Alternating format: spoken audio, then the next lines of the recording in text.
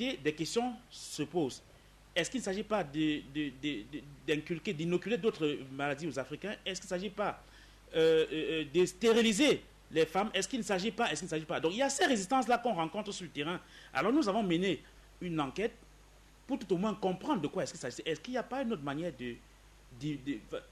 d'inoculer d'autres vaccins, d'autres maladies aux Africains que par la vaccination? Donc on s'est dit, la poliomyélite est une question de santé publique, tout comme l'était le goitre. Aujourd'hui, le goitre a disparu. Il est question donc de vacciner contre la poliomyélite. Il s'agit, parce que si demain on a besoin des bras valides pour nous accompagner dans ce panafricanisme, il est question que les enfants soient vaccinés contre la poliomyélite. Donc, pour nous, nous engageons dans ce combat et disons, on doit vacciner les enfants contre la poliomyélite. La gratuité ne signifie pas qu'il y a anguille sous roche, parce qu'un cas de poliovirus sauvage détecté invite à vacciner toute une autre population durant plusieurs périodes. Maintenant, il peut avoir d'autres questions par rapport à l'UNICEF, d'autres questions par rapport à l'engagement des Nations Unies. Pourquoi simplement la poliomyélite? Pourquoi pas d'autres maladies? Ces questions-là, on doit les citer, mais ne peuvent pas entamer le bien fondé de l'action qui est menée de vacciner les enfants de 0 à 5 ans contre la poliomyélite. Voilà, merci à vous Rodrigo Tchoko-Dieu pour cette actualité. Stéphane Choubou, bonsoir et bienvenue. Bonsoir Madina, bonsoir tous les Africains qui nous regardent. Je veux saluer le 55e État africain qui est la diaspora, qui nous soutiennent et qui sont tous mobilisés véritablement pour que les choses puissent changer en Afrique. D'accord. Alors Stéphane, justement, quelle est l'actualité qui vous a très rapidement en une minute? Oui, en une minute Manuela. Je veux juste m'insurger Manuela, parce que de plus en plus les aspirations des peuples africains, c'est que l'Afrique veut sa monnaie aujourd'hui. Elle veut véritablement se libérer du franc CFA. Mais j'ai l'impression que nous sommes en train d'attendre justement que les politiques puissent apporter une décision véritable. Mais c'est nous tromper aujourd'hui. C'est faire preuve de cécité en attendant que les politiques puissent se décider. La question de franc CFA, vous savez que c'est au-dessus de l'entendement même des politiques aujourd'hui qui ne pourront pas malheureusement apporter tout ce que les peuples africains attendront. Donc aujourd'hui, il s'agit de dire aux peuples africains que nous avons une seule option. Il faut qu'on quitte les couloirs de discours pour celle des options. Et celle des options aujourd'hui, nous avons besoin de nous organiser en tant que société civile forte pour revendiquer ce qui est de droit, ce qui est essentiel. Est-ce qu'on est encore à l'âge de la pierre taillée où un ministre vient débarquer dans une capitale et on dit discuter avec les autres ministres sur l'avenir de notre monnaie, alors qu'on parle de souveraineté, on parle de démocratie qui font la promotion. Or, sur le point pratique même, on s'en rend compte que nos pays n'en décident pas de leur politique monétaire. Donc il faut rompre avec cette histoire. Et moi j'y crois au peuple. J'y crois au peuple qui, lorsqu'ils sont éduqués, ils sont formés, ils comprennent véritablement là où est leur intérêt. Donc il faut qu'on se débarrasse de cette monnaie. D'accord, merci à vous Stéphane Choubou. Monsieur Simo, bonsoir et bienvenue. Bonsoir Siké, bonsoir à toute la diaspora, bonsoir à tous les Africains qui nous regardent. Je vais commencer par une nouvelle triste sur ce plateau parce que depuis le lundi 11 avril 2016 à 19h à Accra au Ghana, il y a un très grand homme qui est mort, Mamadou Ben Soumaoro. Ça, c'est un des fondateurs du parti qu'on appelle le RDR que M. Alassane Ouattara a réussi à ravir à ce monsieur. Ce monsieur est mort en exil. Je le dis avec beaucoup de larmes aux yeux parce que voilà des gens qui ont soutenu le président Gbagbo qui est aujourd'hui et est même parti en exil et le voilà qui est mort. Je ne sais pas combien de morts M. Ouattara voudra compter avant de lever, d'autoriser tous les Ivoiriens qui souffrent partout dans le monde à rentrer chez eux et vivre en paix avec leur famille. Moi, c'est extrêmement dramatique de voir qu'il y a des Africains qui, dans leur pays, ils vivent en paix, ils vivent tranquillement. Et voilà qu'un beau matin, on vient les chasser de ce pays. Leurs enfants meurent eux-mêmes et meurent en exil, complètement appauvris et malheureux. Je dis c'est triste pour l'Afrique. Je dis encore une fois, il faudrait que M. Ouattara fasse un effort pour demander à tous ces enfants, tous ces Africains qui souffrent, tous ces Ivoiriens qui souffrent en exil, qui rentrent chez eux, vivre en paix. Parce que, je dis encore une fois, c'est extrêmement dangereux ce que joue M. Ouattara, parce que lui, il a la montre, mais Dieu a le temps. Je veux dire encore une fois que M. Ouattara fasse tout pour que les Ivoiriens rentrent chez eux, parce qu'il ne sait pas ce qui peut se passer demain sur lui, même quand il est au pouvoir là. Parce que Dieu ne fait pas de chèque sans provision. Je le redis encore une fois. Qu'il fasse très attention. Voilà, merci à vous, Monsieur Simo. On va aller aussi à Yaoundé. Salut également les invités qui y sont. On a Madame Denra. Bonsoir madame, bienvenue sur ce plateau.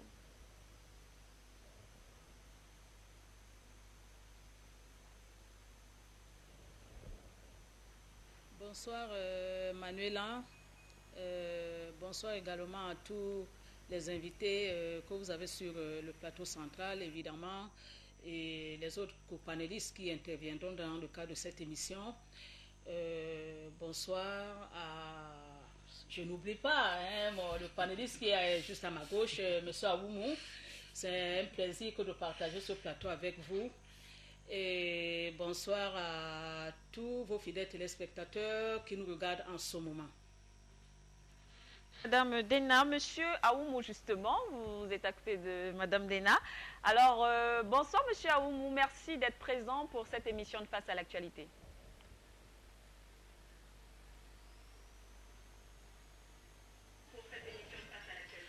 Oui, bonsoir Madame Manuela, bonsoir à mes frères de Douala, bonsoir à l'équipe technique de Douala et bonsoir à Madame Dena qui est ici avec moi à Yaoundé. Bravo monsieur. Bonsoir à nos on va aller directement à N'Djamena. Il y a également un invité là-bas de ce côté, monsieur Guy Durand. Bonsoir cher monsieur, bienvenue à cette émission.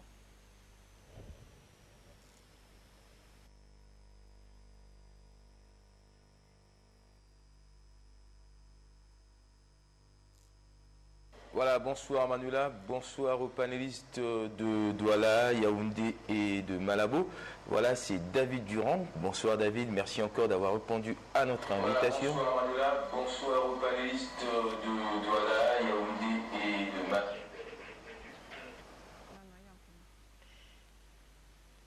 Voilà.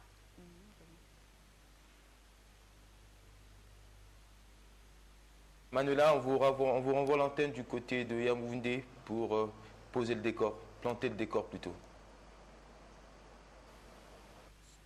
Voilà, merci. Merci, voilà, Cyprien Abdoulaye qui est donc du côté de N'Djamena. Merci à vous, Cyprien. Et bonsoir à votre invité là-bas, David Durand, donc membre du MPS. On va donc prendre cette petite transition et bien sûr lancer le débat.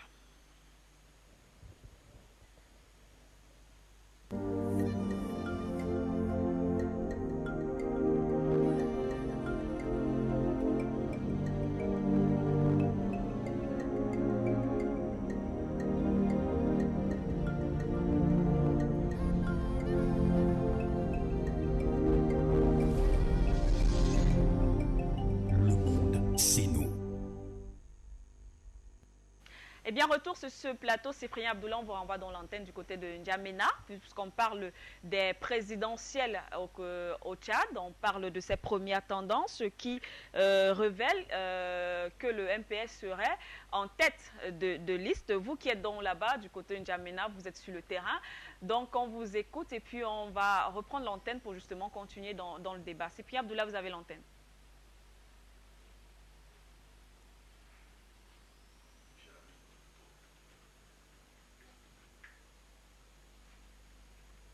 Merci Manuela. David Durand, c'est vrai que le MPS est en tête des bulletins nuls, hein, selon les premières estimations. Le document a commencé depuis dimanche dernier. Vous êtes chargé, vous êtes partie du directoire du campagne au sein du printemps, le premier arrondissement. Dites-nous un peu, qu'est-ce qui explique cela? Oui, merci Abdoulaye. Bon, c'est vrai, nous avons lors des dépouillages, nous déplorons franchement ces nombres excessifs de bulletins nuls. Mais moi je pense que tout ça, il faut seulement le mettre sur le dos du manque de sensibilisation. Parce que ça c'est sûr et certain, il y a plusieurs raisons. Nous avons débarqué dans certains bureaux de vote et lors des dépouillages, on a vu certains bulletins nuls, on est surpris. Mais voilà, donc quand on voit le résultat... C'est une situation, je veux dire, c'est une situation que vous n'avez pas prévue apparemment. Du tout pas, on n'a du tout pas prévu, mais la sensibilisation n'a pas été faite à fond. Bon, et puis ensuite, il faut aussi avouer certains manquements dans certains bureaux de vote, parce qu'en débarquant dans certains bureaux de vote, il y a des gens qui prennent un stylo et qui prennent leur bulletin pour aller voter, moi, je déplore aussi le manque de sous-main dans certains bureaux de vote, parce que sur certains bulletins de vote, il y a simplement le stylo ne marche du tout pas. Ça, c'est déjà une des raisons. Et aussi, une autre raison... Et ça, c'est à mettre à l'actif de la CENI. Il y a la petite part de la CENI, il y a aussi une autre petite part. La part de la CENI, c'est quoi? C'est que dans certains bureaux de vote, ils devraient certainement et absolument avoir un sous-main pour permettre aux gens, en entrant dans le bureau de vote, s'il a un stylo, qu'il arrive à facilement mettre une croix sur la case de son candidat, de son choix. Ça, c'est déjà... Et c'est des situations qui portent préjudice à votre candidat? Absolument. Ça porte préjudice à notre candidat et ça, je le déplore vraiment. Et ça, je pense que ça, il faut le mettre à l'actif de la CENI. Bon, et puis ensuite, il y a certains, nous avons battu campagne et il y a certains qui ont choisi le vote en mettant le doigt dans le vote à l'encre. Et alors là, il y a aussi ce transfert d'encre d'un candidat vers le dernier qui nous pose aussi énormément de problèmes parce qu'on a remarqué qu'il y a certains candidats qui ont voté et ensuite ce qu'on avait craint, c'est qu'il y ait un transfert d'encre de la partie du MPS vers la partie du bas et on s'est retrouvé avec ça. Je pense que ça, on ne va pas le foutre sur le dos de la CENI, ça c'est notre... Donc la responsabilité du MPS, pourquoi vous n'avez pas sensibilisé les militants, vous n'avez pas prévu ce cas de figure? On l'a prévu, on a discuté, on a battu campagne. Ceux qui votent avec l'encre, qu'ils fassent très attention, qu'ils plient d'une manière à ne pas faire un transfert d'encre sur les autres candidats et ce qui élimine nos voix. Mais quoique nous avons la tête haute. Bon voilà, les premières estimations, c'est vrai que la CENI se donne jusqu'au 25 février pour publier les premières tendances. Est-ce que ce délai-là n'est pas trop lent? Est-ce que ça risque pas de créer aussi des suspicions dans la tête des opposants qui, déjà, certains parlent de fraude orchestrée par le MPS? 1 284 000 km². Je ne sais pas si ça vous évoque quelque chose, c'est la superficie du Tchad. Mais est-ce que c'est une raison? Le monde d'aujourd'hui est devenu un village planétaire? Ah ouais, compte tenu des problèmes d'infrastructure, ceux qui sont complètement dans le sud, dans l'est et à l'ouest, en fait, ce n'est pas le résultat de N'Djamena, c'est le résultat du territoire tchadien. Donc je pense que la CENI a besoin du temps pour réunir toutes ces informations. Je pense que c'est du tout pas un problème. Non. Voilà, sur le document, ici à Farcha, dans votre arrondissement, vous m'avez dit, s'il vous plaît, tout à l'heure, le MPS est en tête? Je ne vais pas me prononcer sur ça. Non, je ne vais pas aller jusqu'à... non, je ne vais pas du tout donner des spéculations. Non, mais je sais, on n'a pas peur. Et ça, cette certitude en nous-mêmes, nous l'avons bien avant les votes et on sait qui nous sommes parce qu'on sait qui est derrière nous. Donc, il n'y a aucune crainte. Voilà, et comment expliquez-vous aussi, ici par exemple, dans certains bureaux de vote à N'Djamena, les délégués censés représenter certains candidats n'étaient pas présents? Alors là, il faut seulement leur poser la question à eux. Je déplore vraiment, je ne sais pas. Je vais juste donner une petite parenthèse. Dans certains bureaux de vote, nous avons, sur les 14 candidats, nous avons que seulement 2 ou 3 délégués. Si on veut être candidat à la présidence de la République, il faut assumer, il faut envoyer ces délégués dans tous les bureaux, sur tout le territoire tchadien. Ça, c'est une responsabilité qu'eux, ils doivent assumer. Si jamais ils envoient certains délégués par procuration, il y a des délégués qui représentent 2-3 partis. Je trouve que si on veut être candidat, on assume. Là, il y a dans certains bureaux de vote, il y a le candidat du MPS, le délégué du MPS et 1 ou 2 délégués. Ça n'engage que eux. Voilà, donc aujourd'hui, cette opposition-là qui parle aux fraudes a une part de responsabilité parce que elle n'a pas eu de délégué, donc inutile pour elle de parler de fraude. Oui, ça. Si on retourne quelques heures en arrière, on a même entendu la création de la CENI bis. Il faut d'abord assumer ses responsabilités en envoyant des délégués dans les bureaux de vote et ensuite envoyer une équipe pour la CENI bis. Même pas la CENI bis, alors combien de fois les délégués... Bon, je ne pense pas que j'ai beaucoup de commentaires à faire sur ça parce que ça n'engage que eux. Et quand on parle de tricherie ou un truc dans ce genre-là, je pense que je renvoie chacun à ses responsabilités parce qu'il faut être quand même responsable de ce qu'on dit. Voilà, en 2-3 mots avant de renvoyer l'antenne sur Douala, la mobilisation, les Tchadiens sont mobilisés en masse et surtout les femmes. Ah oui, ça, les femmes sont sorties en masse. Et ça, quand je dis les femmes, pas les femmes de la ville avec les grosses bagnoles, mais non, les femmes dans les campagnes, c'est là où je suis, elles sont sorties en masse pour aller voter leur candidat qu'on connaît bien. Et dites-moi un peu en 2-3 mots, qu'est-ce qui explique cet engouement-là? Ouais, parce que les Tchadiens, il y a un chantier qui est déjà commencé par notre président fondateur. Et pour l'instant, nous avons besoin de continuer ce chantier. Parce qu'on ne va pas arrêter ce chantier et recommencer à zéro. Il y a un truc qui est fait, nous sommes là-dedans, on en profite, on ne voudrait pas que ça s'arrête. Donc cette mobilisation-là, c'est compte tenu de ce qui a été déjà fait et on veut juste une continuité. C'est pas compliqué à comprendre. En vous entendant parler, on a l'impression que vous êtes sûr de gagner dès le premier tour, c'est vrai? Alors là, je ne vais pas aller très loin dans ça. Je renvoie à tout le monde au jour du résultat. Mais on n'a pas peur. Avant les élections, on sait qui nous sommes. Juste seulement en palpant, en sortant et en voyant la population lors de la campagne. La mobilisation a été forte lors des campagnes. La mobilisation a été très forte lors des votes. Je déplore cette multitude de bulletins nuls. C'est juste ça seulement. Voilà, il y a un aspect aussi important. Hein. Les Tchadiens, le vote s'est déroulé dans le calme. Absolument. Contrairement aux oiseaux de mauvais augure qui promettaient l'apocalypse. Voilà. Les gens qui... On a entendu prêcher ça le jour des élections, c'est la cité à feu et à sang. Bon, s'ils ne souhaitent que ça pour notre pays, je pense que c'est pas du tout patriotique. Qu'on soit du MPS ou qu'on soit du parti adverse, je pense que la chose qu'on doit toujours mettre en exergue, c'est la paix. Mais voilà, si on dit que oui, si le MPS gagne, ça va être le pays à feu et à sang, je trouve que c'est absolument dommage. Voilà, il y a Ibrahim Youssouf qui vient de nous rejoindre, Manuela. Ibrahim, on parlait tout à l'heure des bulletins nuls. Le MPS est en tête des bulletins nuls. C'est que vous êtes un sympathisant du mouvement patriotique du salut. Qu'est-ce qui explique que le parti au pouvoir ait plus de bulletins nuls que les autres candidats? Votre candidat, vous, de l'Alliance? Bon, je tiens tout d'abord à dire bonjour à ton journaliste présent, à Cyprien, à tous ceux qui me regardent par le plateau. Donc je dis d'abord bonjour, bonsoir plutôt, tant pour moi.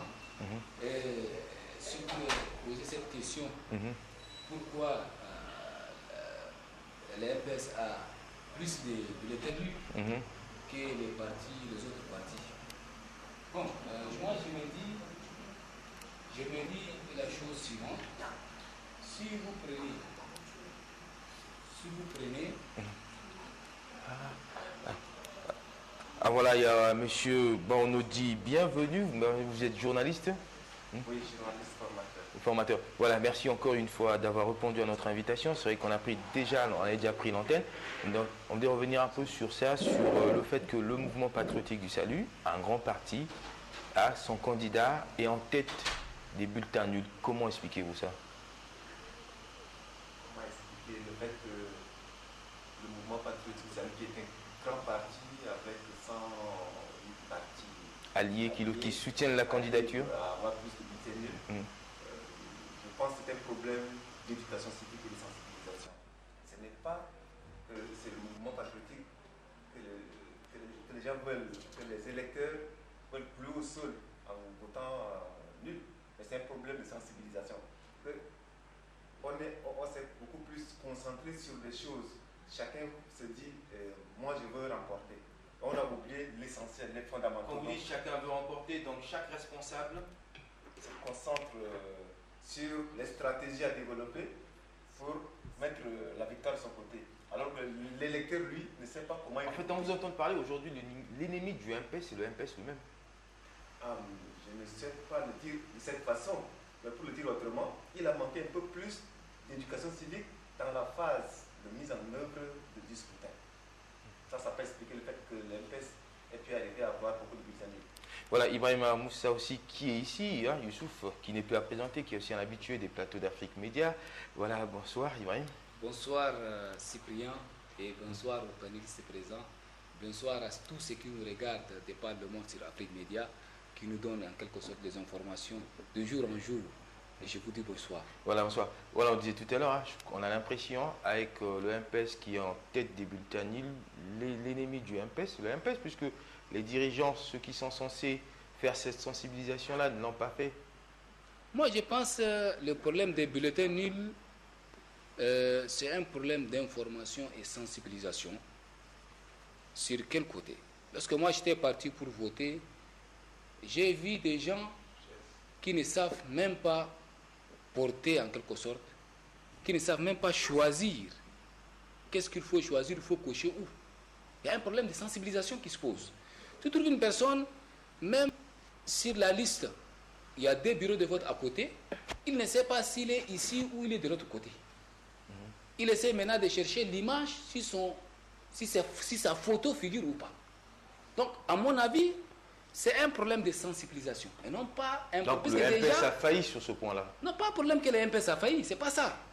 On peut sensibiliser, mais pour une personne, on ne peut pas dire maintenant sensibiliser à 100%. C'est impossible. On ne peut pas réussir à tous les cas, à tous les coups, à 100%. Mais c'est un problème de sensibilisation, puisque quelquefois, on a beaucoup des analphabètes qui sont là. Maintenant, pour cocher, puisque quand on dit bulletin nul, il faut d'abord préciser le nul c'est quoi. Mais en 2-3 mots, moi je voulais savoir, est-ce qu'au sein du MPS, il y a une école d'instruction, parce que comme dans tous les grands partis du monde, il y a l'école du parti. Est-ce que au sein du MPS, votre parti politique, vous avez une école d'éducation, de sensibilisation, de l'idéologie même du parti? Vous savez, M. Cyprien, ce que vous avez observé au niveau des chats ici, et plus précisément dans les bureaux de vote, on était encore à notre débit. Puisque avant, on ne connaît pas ce qu'on appelle la biométrie. On votait de façon un peu...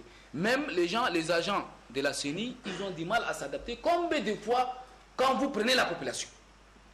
C'est un peu compliqué. C'est un peu compliqué. Et là, quand vous dites nul, je tiens à préciser, hein, parce que nul, même si vous avez coché un peu, ça touche les candidats, il y a certains qui te disent que c'est un bulletin nul. Donc, ce qui fait que c'est un problème d'information dont je tiens à mentionner. Sinon, de façon globale, les élections se sont déroulées dans de très bonnes conditions. Les gens sont sortis en masse pour pouvoir voter, élire en quelque sorte leurs candidats. Et là, je pense pour une fois, les Tchadiens ont pris conscience par rapport au vote qu'on est en train de faire. Et là, on a remarqué beaucoup des observateurs qui ont fait vraiment leur travail. Et là, je tiens à souligner, quand on prend les observateurs, les Cassido, l'autre, le Rosecite, les observateurs de CEMAC, vous avez les observateurs de l'Union européenne. Tout ça, on a vu tous ces mouvements. Ils se disent que le vote s'est déroulé dans de très bonnes conditions. Donc, je me dis, il n'y aura pas de choses qu'on peut maintenant dire politiquement là-dessus, mais ça s'est déroulé dans de très bonnes conditions. On nous dit, vous, sur le déroulement du vote, on est tous unanimes, le vote s'est bien déroulé. Il faut dire que sur le déroulement du vote, pour la première fois au Tchad, jusqu'à ce que la preuve contraire s'inscrive, le vote s'est très bien déroulé. Ça, il faut s'en féliciter. Et je pense que la classe politique tchadienne a atteint une certaine maturité cette fois-ci. Déjà, la campagne s'est déroulée dans le respect des opinions politiques des uns et des autres. Il n'y a pas eu des injures constatées ici et là. Et chacun, au lieu de s'en prendre à l'autre, a pu développer son projet de vie, son projet de société pour lequel il sollicite de scrutin. Donc, de façon globale, tout s'est passé dans la responsabilité, dans la quiétude, dans la sécurité, et le citoyen, lui, est allé exercer son droit et accomplir son devoir. Donc vous vous portez à faux contre les accusations de l'opposition qui parlent de tripatouillage, des bulletins sur les listes électorales, enfin des photos sur les listes électorales qui ne figuraient pas, qui est orchestré par le mouvement patriotique du salut? Je n'ai pas les preuves entre les mains pour dire oui ou pour dire non. Je pense que si l'opposition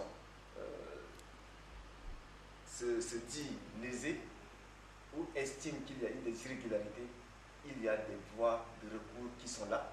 Et il faut attendre que l'institution mandatée pour se prononcer en dernier ressort, qui est la CENI, puisse dire ok, nous invalidons ou nous certifions tel ou tel résultat pour confirmer les réactions de l'opposition. Si prend une fois de plus, moi, ce que je vous dis, c'est la chose suivante. Pour l'instant, on ne peut pas parler de la CENI. Pour l'instant, ce qu'on doit parler, on doit parler des observateurs. Quand vous prenez les observateurs, que ce soit des observateurs nationaux ou bien internationaux, on a vu tous au niveau de la télé qui sont partis féliciter le président de la République pour dire que vraiment les Tchadiens sont devenus trop mûrs en termes des élections et qu'ils n'ont pas constaté des dégâts majeurs qui peuvent annuler en quelque sorte le vote au niveau de la CENI. Quelques manquements de la CENI dont ils ont fait même des recommandations et que les recommandations doivent être prises en considération dans les années à venir. Normalement, il faut prendre maintenant des dispositions. Regardez, quand vous prenez par exemple les pays qui sont vraiment très émergents, ils ont commencé ces trucs il y a longtemps. Or que nous, au niveau de Tchad, c'est la première fois maintenant qu'on rentre dans le domaine de la biométrie et que malgré ça, la population sont sortis en masse. Tous les observateurs, on les a vus au niveau de la télé, témoigner devant le président de la République, qui est le président de l'Union africaine actuelle, que ça s'est déroulé dans de très bonnes conditions. Qu'est-ce qu'on va chercher? On ne peut pas prendre en quelque sorte, en soi-disant, une partie de position, en soi-disant qu'il a écouté des rumeurs. Les rumeurs ne sont pas quelque chose, des preuves. Il faut des preuves juridiques. En tant qu'intellectuel, on ne peut pas parler comme une personne au niveau des quartiers ou au niveau d'un carrefour. Non, il faut parler avec des preuves en tant que citoyen, en tant qu'intellectuel, il faut parler avec des preuves. Donc jusqu'aux preuves du contraire, moi je n'ai pas vu les observateurs, ils ont soulevé un certain nombre de manquements. Si les observateurs n'ont pas soulevé, dans cette optique pour moi tout est bon. Et la CENI ne peut prononcer qu'à travers ce qu'on appelle les observateurs qui sont agréés par la CENI. Voilà. Hier, lors de la conférence de presse du secrétaire général du MPS, directeur de campagne du candidat de l'Alliance, il a parlé de certains membres du MPS qui ont été molestés dans la ville de Moundou. C'est des actes à condamner ou bien... Dans la ville de Moundou et dans le Mandoul. Le Mandoul, oui.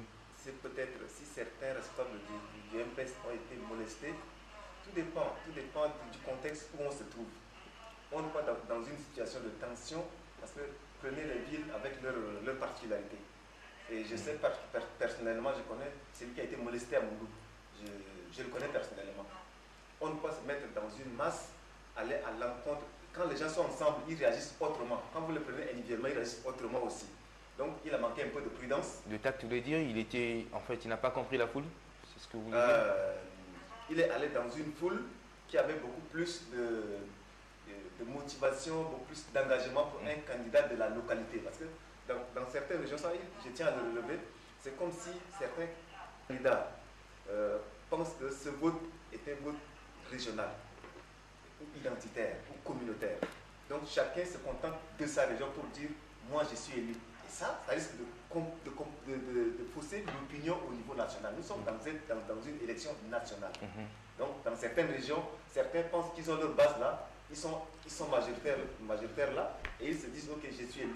Et là, j'ai des craintes quand on aura les résultats qui vont être proclamés. Il faut noter, il faut noter que si y a certains qui sont molestés au niveau de Moundou, que les candidats de MPS n'ont pas réagi par rapport à ces actes. Moi, j'ai dit que c'est des bravoures qui sont saluées. C'est des bravoures qu'il faut saluer.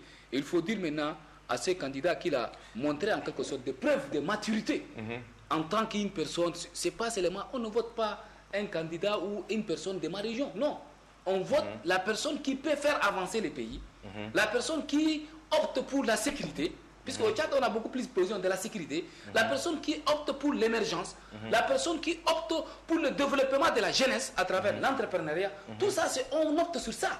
Donc, on essaie de prendre les candidats par rapport à ça. Mais si celui-là, il n'a pas réagi, le candidat de MPS n'a pas réagi, moi, je salue cet effort. Je salue cette bravoure. Puisque s'il avait réagi, ça va créer des paniques. Et c'est ce que les gens cherchent.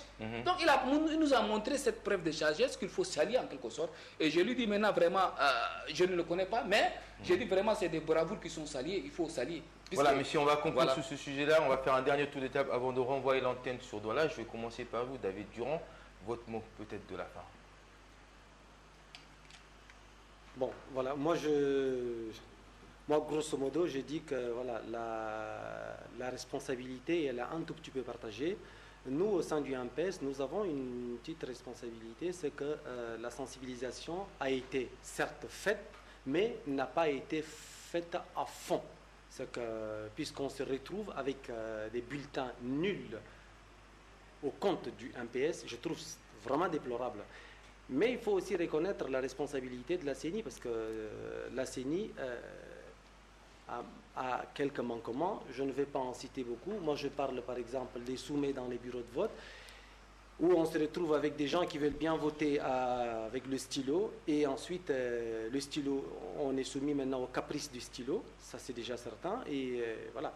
Mais grosso modo, avec les bulletins nuls qu'on a déplorés, nous n'avons aucune crainte, parce que déjà un grand parti est un grand parti. Point barre.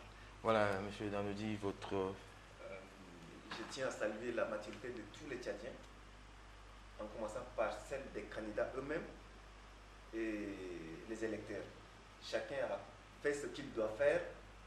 La paix qui est chère, pour laquelle tout le monde s'est investi, je pense qu'elle va être préservée, parce que c'est cette paix et cette sécurité qui ont prévalu pendant le déroulement de la campagne et pendant le scrutin. Pour la première fois au Tchad, avec une expérience de la biométrie qui vient de s'introduire, on arrive quand même à sortir du scrutin avec beaucoup de paix, beaucoup de quiétude. Et je pense que c'est l'occasion pour moi de dire aux Tchadiens, ne développons pas une peur, ne vivons pas les troubles avant que les troubles eux-mêmes ne se produisent. Donc, préservons ces valeurs-là qui sont chères, la paix, la sécurité, attendons que les institutions qui ont mandat de se prononcer en dernier ressort se prononcent. Et si, comme nous avons déjà fait preuve de cette maturité-là, je suis confiant que les Tchadiens vont se plier au verdict des urnes pour préserver la paix. Voilà, Ibrahim. Pour moi, je salue l'effort de tous les candidats qui ont opté pour la paix. Je vois chaque candidat, ils ont parlé de paix. Mais par la suite, je vois certains encore sont en train de polémiquer. Donc, moi, je me dis, en tant que citoyen, nous, on est fatigués de ce qu'on appelle l'insécurité. On veut la paix au niveau des Tchad, on veut la paix au niveau de l'Afrique, et je salue l'effort d'Afrique Média qui sont en train de vulgariser en quelque sorte ce message de paix dans l'Afrique, et faire en sorte que les choses se passent convenablement comme il se doit. Donc dans les élections, tout le monde s'attendait à ce qu'il y aura les actes de Boko Haram qui vont venir perturber, ou bien entre eux et les candidats vont se bouger, mais Dieu, le bon Dieu a fait en sorte que les choses sont déroulées convenablement comme il se doit. Pour un Tchad émergent, pour le Tchad qui a connu les guerres pendant longtemps, qu'on est sorti de cette trappe à pauvreté vers cette émergence dont on est secoué par ce qu'on appelle le terrorisme, je pense qu'il faut saluer l'effort de ces Tchadiens, qu'ils étaient mûrs. Ils étaient mûrs lors des élections, même ceux qui sont analphabètes. Lorsque j'étais parti pour voter, j'ai regardé des gens qui ne savent pas lire et écrire, mais au moins ils demandent à ceux qui lisent. Je me trouve où? Est-ce que c'est dans ce bureau ou c'est dans l'autre bureau? Donc j'ai dit vraiment, je salue en quelque sorte l'effort de tous les Tchadiens, et je salue en quelque sorte aussi l'effort des observateurs, que ce soit de la SEMA ou des régionaux, comme on appelle maintenant des réseaux sites, et l'autre, comme on appelle le Cassido, d'avoir mis tous les moyens pour pouvoir analyser en quelque sorte le fond de ces élections pour qu'on arrive à cet stade dont on se retrouve. Je vous remercie. Voilà, merci monsieur Manuela. Je crois que N'Djamena a fini avec cette thématique. On vous laisse conclure avec vos panélistes du côté de Yaoundé et de Douala. Voilà, merci vous, Cyprien Abdoulaye. Donc, cher panéliste, N'Djamena a déjà planté des corps sur ces présidentielles du côté du Tchad. Nous également, on va dire un petit mot quand même avant de passer au second sujet de la soirée. Donc, je me retourne vers vous, monsieur Rodek Tchokodieu, avec dans ces bulletins nuls. On sait ce que ça veut dire, on sait ce que cela signifie. Alors, est-ce qu'avec ces bulletins nuls, on peut considérer le verdict final comme légitime ou encore comme légal? Intégrante, je vais dire des composantes qu'on attend une élection, on peut soit voter pour ou contre, ou alors choisir de ne pas voter du tout. Je pense que ce qui crédibilise davantage un scrutin, c'est au premier plan le taux de participation. Combien de personnes ont participé à cette élection? Et moi, il y a eu un chiffre qui m'a surpris. Vous avez une population tchadienne qui fait entre 11 et 12 millions d'habitants. Vous avez 6 millions d'inscrits. Je rappelle que c'est à peine si le Cameroun peut atteindre les 6 millions d'inscrits. Au dernier scrutin, on parlait de 5 à 7 millions. Certains parlaient de 8 millions pour une population d'au moins 20 à 22 millions d'habitants pour le Cameroun. Ouais. Donc, vous voyez le gap qu'il y a avec le Tchad. Donc, pour le Tchad, avec 12 millions d'habitants et avoir 6 millions d'inscrits, pour moi, c'est d'abord une première victoire. C'est-à-dire que la population tchadienne aujourd'hui est résolument engagée sur le chemin de la modernisation de ces institutions, d'une succession non plus par les armes, mais une succession par la voie des urnes. Ouais. C'était le premier résultat qui était attendu. Les élections, le 10 avril, effectivement, il y a eu un calme à N'Djamena, un calme à Mondou, un calme à Abéché, à Farcha, dans le Mayo-Kébi Est, dans le Mayo-Kébi Ouest. En gros, ça s'est passé en tout cas dans le calme total. C'était le deuxième objectif, c'est-à-dire que les gens puissent aller voter de manière libre, de manière transparente, puissent aller s'exprimer dans les urnes. Ce deuxième objectif-là a été atteint. Maintenant, on peut au regard, ou alors en écoutant nos confrères de N'Djamena s'inquiéter un peu sur la non-sensibilisation des électeurs, des populations, au maniement des instruments qui peuvent valider ou non l'acte électoral qui est posé. Oui. Je rappelle qu'ici, c'est un bulletin unique. D'autres pays n'ont pas de bulletin unique. Le Cameroun, par exemple, si vous avez 22 candidats, vous avez 22 bulletins. À un moment donné, les gens se perdent parce que les couleurs se confondent, les effigies se ressemblent et on ne sait plus exactement quelle est la couleur de son parti politique. Donc, ça a été une avancée pour le Tchad d'avoir des bulletins uniques, c'est-à-dire que tous les candidats, leurs logos, leurs affiches sont sur une seule feuille. Oui. Donc, malheureusement, il me semble, lorsqu'on écoute les gens de N'Djamena, que le maniement des instruments électoraux, des instruments de vote comme l'encre ou alors le stylo, n'a pas été tout à fait cela. Ils ont peut-être en cochant, si vous voulez encercler une case A et que le stylo glisse et encercle également la case B, ça fait un bulletin nul. Voilà. C'est considéré comme nul. Si l'encre se pose sur deux endroits différents sur la même feuille, c'est considéré comme bulletin nul. Donc il me semble que c'est à ce niveau-là que la sensibilisation doit encore se faire. Maintenant, le MPS est en tête. Est-ce qu'il aurait pu en être autrement? J'en doute. Donc pour vous, ce n'est pas une surprise? Non, ce n'est pas une surprise que le MPS soit en tête. Le mouvement patriotique Salut. Le bilan est outrageusement positif. Qu'est-ce qu'on aurait encore pu demander à Idriss Déby dans ces conditions? C'est d'autant que l'opposition a fauté par une stratégie d'une ethnicisation à outrance. C'est-à-dire qu'on a envoyé chacun aller battre campagne dans son village natal presque. Vous avez Danadi qui va dans son village, Saleh Kezabo dans son village, et chacun se dit que je gagne dans mon fief. Ils auraient pu s'unir, on aurait pu mesurer une certaine force de l'opposition. Malheureusement, ça n'a pas été le cas. Et l'autre ambivalence, c'est cette société civile-là qui ne sait pas exactement où se placer.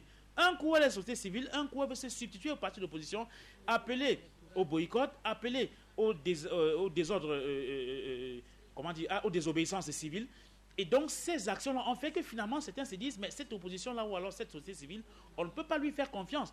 Autant mieux continuer avec ce MPS qui, depuis 1990, effectivement, fait taire les armes, va sur la voie du développement, va sur la voie de l'émergence, va sur la voie d'une sécurisation totale même de la sous-région Afrique centrale pour qu'effectivement les pays puissent atteindre leur émergence. Donc pour moi, que le MPS soit à la tête, qu'Idriss Déby soit en tête, pour moi, ce n'est pas une surprise. Pour moi, ce n'est pas une surprise. Maintenant, peut-être, je verrai voir. Quel score est-ce qu'il va faire le score, oui. Voilà, merci à vous, Rodito Kodjo. Stéphane Tchoumbo, vous pensez également que c'est une évidence, le fait que le MPS soit à la tête par rapport à ces premières tendances-là, pour ces élections présidentielles? Manuela, le contrat nous aurait surpris. Je pense que le président Idriss Déby, quand vous avez la trajectoire politique de cet homme, vous pouvez vous imaginer qu'il pouvait arriver à ça, parce qu'il a quand même traîné avec lui certains actifs. Et notamment lorsqu'on parle de la question de sécurisation au niveau même de son pays, on se rappelle qu'il ne pouvait pas passer une année sans qu'il y ait une instabilité politique dans le pays. Au-delà même de son pays, le président Idriss Déby a aidé pour que la sous-région puisse être sécurisée avec la menace des Boko Haram, des attaques terroristes. Donc je pense qu'avec tous ces éléments, il a pu engager justement tous ces efforts qui ont été pour lui indépendants, qui ont fait en sorte qu'il ait un vote score, comme on est en train de remarquer. Que tous ces éléments jouent à sa faveur. Oui, ces éléments jouent à sa faveur. Ça, il ne faut pas se détromper. on pourrait dire autrement. Mais moi, ce qui m'a inquiété, en fait, c'est le traitement de l'information par d'autres médias. J'ai l'impression de plus en plus qu'il y a des présidents que beaucoup de chancelleries ne veulent plus revoir. Parce qu'en fait, ceux-ci se sont lancés dans une démarche telle qu'ils voudraient voir le peuple être ressorti du spectacle désolant que nous a introduit les externalités. Alors, il y a l'un des présidents qui se dit, en fait, il faut donner aussi l'espoir aux Africains. Il faut qu'on dise, avec tout le potentiel, les acquis que nous avions, nous pouvons les transformer afin que nos peuples soient très heureux. Mais vous allez entendre dans ces médias, à des volets propagandistes, qui vont traiter l'information, en fait, comprendre que Idriss Déby est un dictateur qui a eu tous les moyens, tous les mécanismes pour pouvoir se reconduire.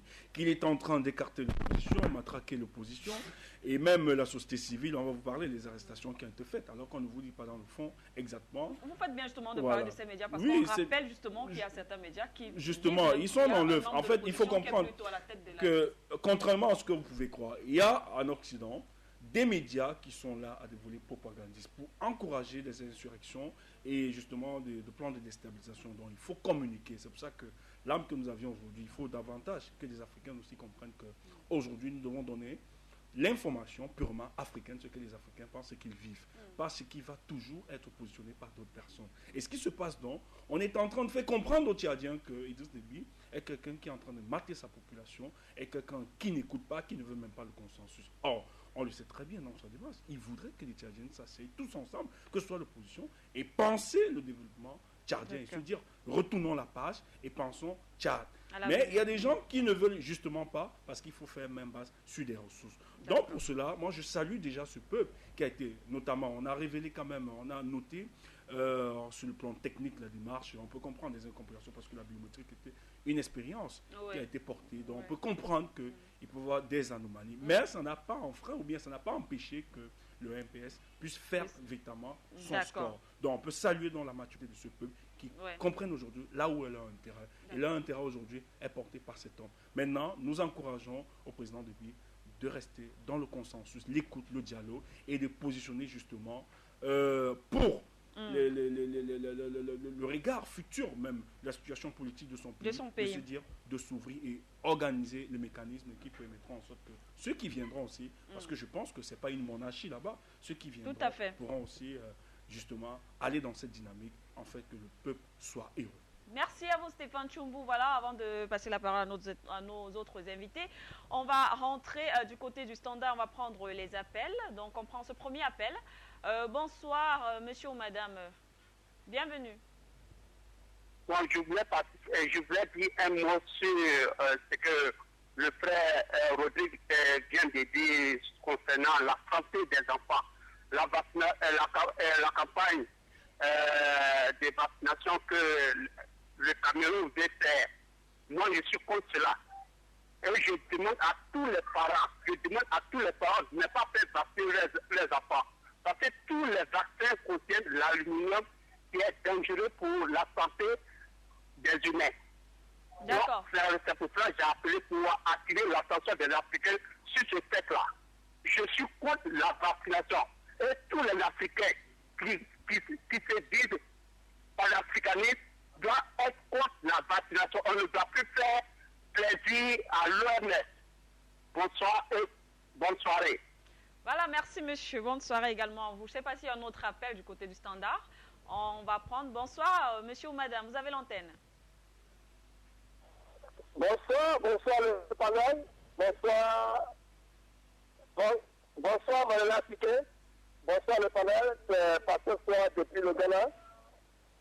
Nous, collectif des pasteurs panafricains, nous voulons vraiment dire Aïe Nassele, qui veut dire, nous sommes en train de souhaiter les condoléances au président de la Gbagbo, qui est le responsable de pays aujourd'hui, qui est à La Haye, qui vient encore de perdre un grand, Amadou Ben Soumarou, qui est mort ici à Kram. Et tous les Ivoiriens qui sont vraiment en paix, et nous souffrons, nous pleurons.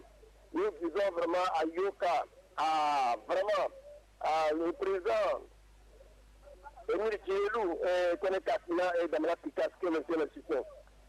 Maintenant, je reviens sur le sujet du Tchad. Il faut dire que c'était je voulais simplement donner des conseils en tant que pasteur au peuple tchadien. Parce que le cas de la Côte d'Ivoire fait vraiment état d'école. C'est pourquoi chaque fois, nous respectons vraiment ce grand peuple qui est un peuple digne.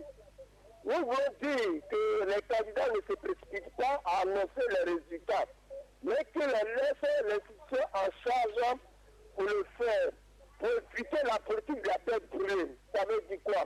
La politique de la tête brûlée, c'est la brutalité, c'est les palabres, c'est les morts.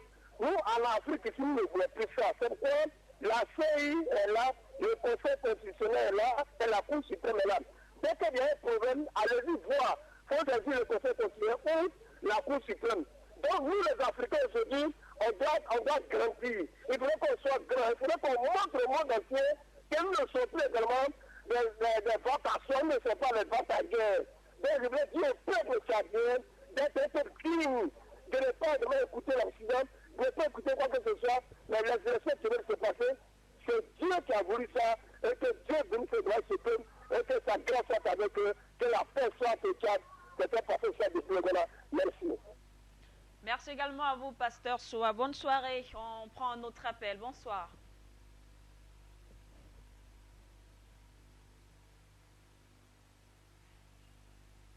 Voilà, on va redonner la parole à nos invités. Je me retourne donc vers vous, Monsieur Rodrigue, Monsieur d'Alvarez Goudjou plutôt. Voilà, est-ce que pour vous également c'est une surprise, c'est pas une surprise, c'est une évidence, hein, le fait que le MPS, le parti du candidat, le président sortant, SST Bitno, soit en tête de ces premières tendances? En réalité, Manuela, ce n'est pas une surprise, c'est le contraire qui aurait beaucoup surpris. Pourquoi? Parce que le bilan du président Déby était vraiment en sa faveur sur tous les aspects, que ce soit l'aspect sécuritaire, l'aspect socio-économique, l'aspect diplomatique. Tout allait en sa faveur. Mais il faut de constater que certaines personnes, probablement très mal intentionnées, sont en train de s'exprimer disant qu'il y avait une forte militarisation du pays. Mais nous disons, c'est peut-être parce que ces personnes, soit elles sont mal intentionnées, comme je disais tantôt, elles sont de mauvaise foi, soit elles ne savent pas les réalités sécuritaires dans lesquelles se trouve le Tchad. N'oublions pas que, en réalité, les autorités tchadiennes sont à féliciter triplement pour le fait que le scrutin s'est déroulé dans un contexte calme et de paix totale. Très serein. Pourquoi? Parce que depuis un certain nombre de mois déjà, le Tchad est confronté à la réalité terroriste qu'est Boko Haram. L'on ne peut pas laisser la population tchadienne aller voter sans les sécuriser. Pourquoi? Parce que si la population ne se sent pas sécurisée, bien évidemment, beaucoup ne sortiront pas voter. Et quand ils ne voteront pas, ces mêmes personnes diront il n'y a pas eu assez de personnes qui sont sorties voter, donc le vote est illégitime. Et maintenant, n'oublions pas qu'il y a des pays qui sont passés par des scrutins. Par exemple, le Nigeria, l'année dernière, ils ont fait un scrutin présidentiel. Et confrontés aussi à cette menace terroriste Boko Haram, une bonne partie des régions du nord du Nigeria n'ont pas participé au vote. Et c'était quelque chose de plus ou moins identique en ce qui concerne le Niger il y a de cela quelques semaines. Où il y a des localités où, à cause de la menace sécuritaire liée à Boko Haram, il n'y a pas eu du vote. Mais sur le territoire tchadien, pratiquement sur l'ensemble du territoire, tout a été sécurisé et tout le monde a participé au vote. Donc cela est à féliciter. Mais un autre aspect, non les moindres, dont c'est important de souligner, c'est que nous entendons depuis un certain temps les cloches venant de l'extérieur, entre guillemets, particulièrement de l'Union européenne, intimant l'ordre que tout doit se passer dans la transparence et le calme et de manière vérifiable. Nous disons, tout s'est déjà passé dans la transparence. Et tout s'est passé dans la transparence. Ce n'est pas l'Union européenne qui a donné cet ordre-là. C'est parce que la population tchadienne a atteint une certaine maturité. C'est parce que le paysage politique tchadien est en train de se maturiser. Et en plus, les institutions ne doivent pas venir de l'Union européenne ou de qui que ce soit. Les premiers responsables du bien-être des Tchadiens, c'est d'abord les Tchadiens. Et à côté de cela, quand il y a le scrutin en Europe, est-ce que les Tchadiens envoient les gens aller donner les instructions pour ce qui va se passer sur le territoire de l'Union européenne? Nous disons clairement non. C'est pourquoi, actuellement, tous les Tchadiens, toute la population tchadienne, toutes les forces vives de la nation tchadienne doivent se calmer, doivent attendre patiemment les résultats. Notons-le bien, ça prend du temps et ce n'est pas fait par hasard. L'article 74 du Code pénal tchadien dit clairement que la CENI a jusqu'à 2 semaines pour pouvoir donner les résultats. Et ces 2 semaines-là nous mènent au 23 avril 2016. Donc chaque Tchadien doit continuer à vaquer à ses occupations et attendre les résultats sereinement. Mais en réalité, nous savons plus ou moins déjà les résultats. Ce serait le MPS du président Déby qui va passer. Pourquoi? Parce que son bilan lui est totalement favorable. Voilà, merci à vous, monsieur Dalvaris Goudjou. Monsieur Simon, un mot également par rapport à cette actualité. Tout à l'heure, j'ai annoncé le deuil de M. Ben Soumaoro. Je voudrais ici dire qu'il ne faudrait pas que les exilés ivoiriens du monde entier se découragent, parce que c'est souvent la dernière clé du trousseau qui ouvre la porte. Donc il faut qu'ils soient sûrs que cette porte va s'ouvrir un de ces camarades. Bon, pour ce qui est du Tchad, vous savez, c'est que quand vous faites quelque chose de bien, peu de personnes s'en souviennent.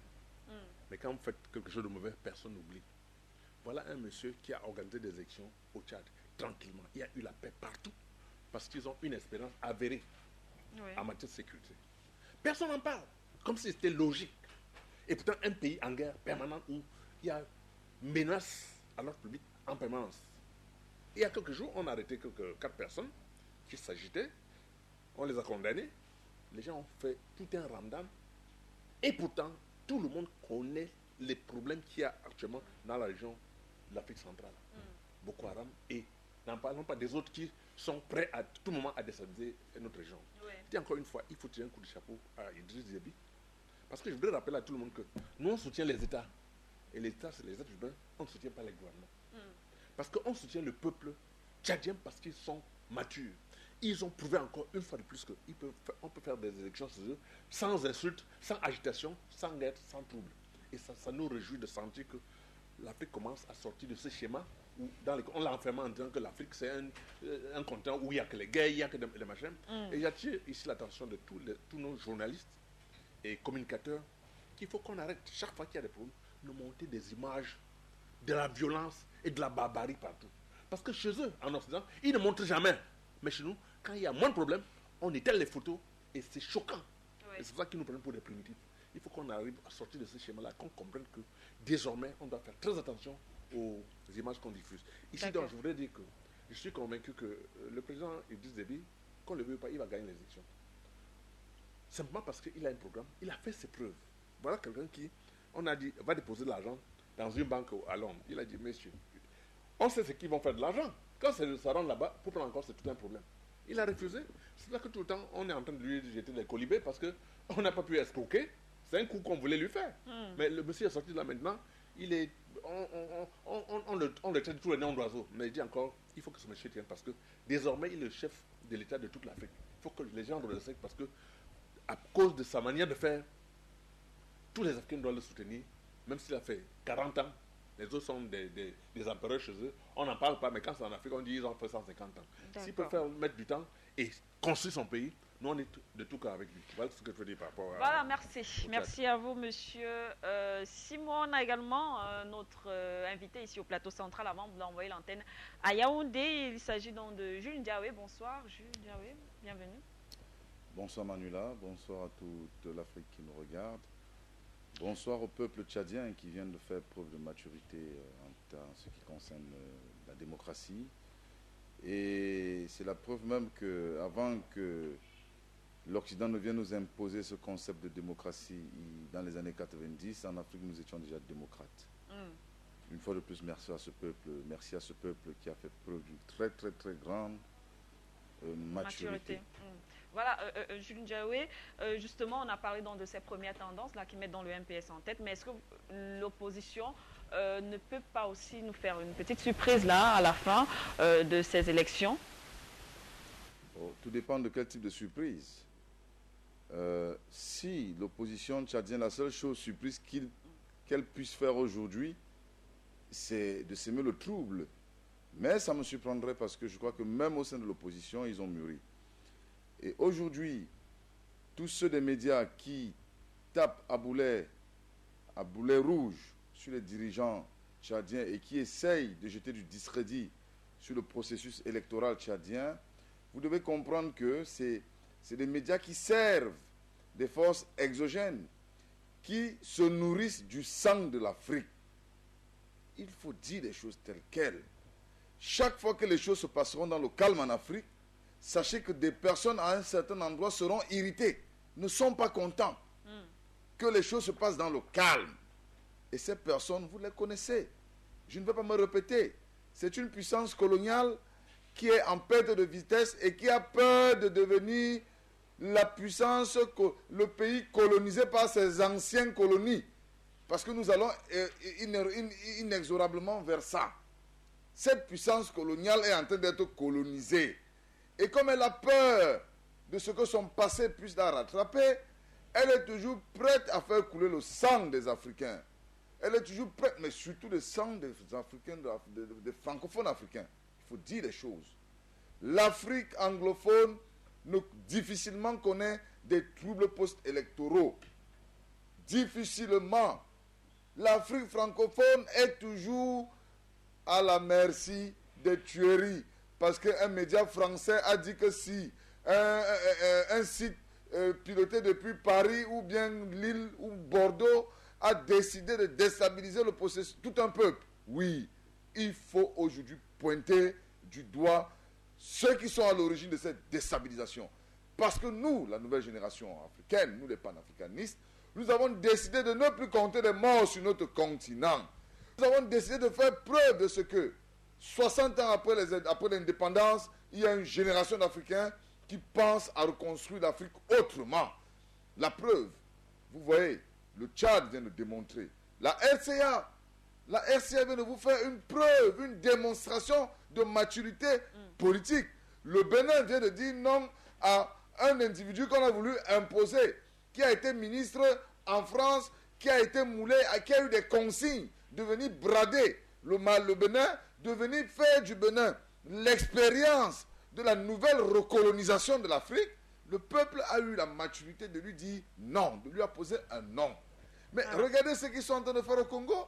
Ils sont en train de détruire tout un pays. Aujourd'hui, lorsqu'il s'est posé ce problème de la Constitution, Hollande était le premier à dire à M. Sassou, vous pouvez aller aux élections. Mais aujourd'hui, dès qu'il tire les ficelles dans l'ombre, allez vérifier, vous trouverez encore cette France assassin en train de tirer, de donner les armes, de motiver les gens d'aller dans la rue, alors qu'en aval, elle avait donné son OK. C'est ça la déstabilisation. Parce que tant que l'on déstabilise, l'on trouve moyen de vendre ses armes, l'on trouve moyen de mettre des missions onusiennes qui seront à 70% représentées par les cadres et les militaires français, parce que la France va prendre une résolution, va avoir le mandat aux Nations Unies. Lorsqu'on sème cette zizanie, c'est simplement pour faire tourner l'économie de la guerre. Et l'économie de la guerre, ça nous ruine, nous les Africains. Mais je ne peux pas sortir de ce sujet sans tirer l'attention des dirigeants camerounais. Vous voyez le président Déby, il vient d'organiser des élections au Tchad, ça s'est passé dans le calme. On est en train de pacifier la RCA, ça se passe très bien, ça fait des jaloux. Et puisque ça fait des jaloux, il faut impérativement allumer le feu au Congo. Ce feu qu'on veut allumer au Congo, après que, pendant que nous faisons face à Boko Haram à l'extrême nord, et qu'à l'est du Cameroun, nous avons encore des difficultés à cantonner tout ce qu'il y a eu comme Séléka et Balaka, on nous allume un feu à la frontière sud du Cameroun vers le Congo, c'est le Cameroun qui est visé. Il faut que les autorités camerounaises en fassent, l'aient en conscience. C'est le Cameroun qui est visé par les forces du mal. Parce que le Cameroun, c'est la porte d'entrée de l'Afrique centrale. Celui qui contrôle le Cameroun contrôle l'Interland. Et vous savez bien qui veut contrôler l'Interland, qui veut exploiter les richesses de l'Interland. Vous le savez, je ne vais pas me répéter. Ces gens-là sont à la manœuvre. Cette manœuvre-là consiste à déstabiliser nos institutions. Donc, que nos dirigeants apprennent les leçons de ce qui s'est passé ailleurs, qu'ils arrangent à être en harmonie avec le peuple, parce qu'au Cameroun, il y a un coup d'État scientifique qui est organisé. Ce coup d'État scientifique part de l'économie jusqu'à l'armée. Donc, il faut faire attention. D'accord. Merci à vous, monsieur June Diaoui. On va donc aller à Yaoundé pour conclure avec cette première thématique et passer donc la parole à madame Joséphine Dena. Alors, madame Joséphine Dena, on ne va pas le nier, hein, il y a un membre de l'opposition qui est également candidat à cette présidentielle au Tchad, qui a fait par un média étranger, on ne va pas citer le nom de ce média ici. Alors, il a fait part de ses craintes concernant la crédibilité de ce scrutin. Il a déploré, par exemple, entre autres, le bourrage des urnes. Doit-on vraiment craindre une fraude lors de ces élections présidentielles au Tchad?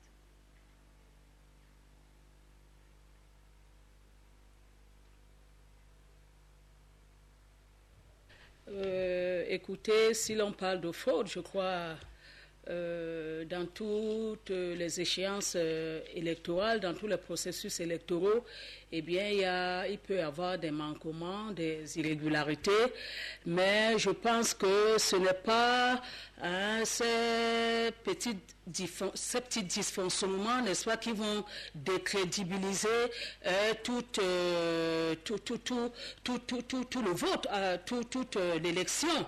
Et quelqu'un l'a dit sur votre plateau central que une fois que certains principes de base qui crédibilisent une élection sont respectés, à savoir notamment la libre participation, je pense que cette élection est validée. Donc je crois qu'il n'y a pas de crainte à ce que l'on puisse tomber dans des débordements pendant que les premiers dépouillements sont en cours. Et vous parlez bien d'un leader de l'opposition politique au Tchad. Vous savez, en l'absence parfois d'un bon fonctionnement régulier de l'opposition politique, et ça c'est général pour le continent africain, eh bien, le terrain politique, les échéances électorales sont parfois utilisées, instrumentalisées, n'est-ce pas, pour dénoncer, critiquer de manière creuse et qui n'avance pas. Donc, les autres ont tout dit.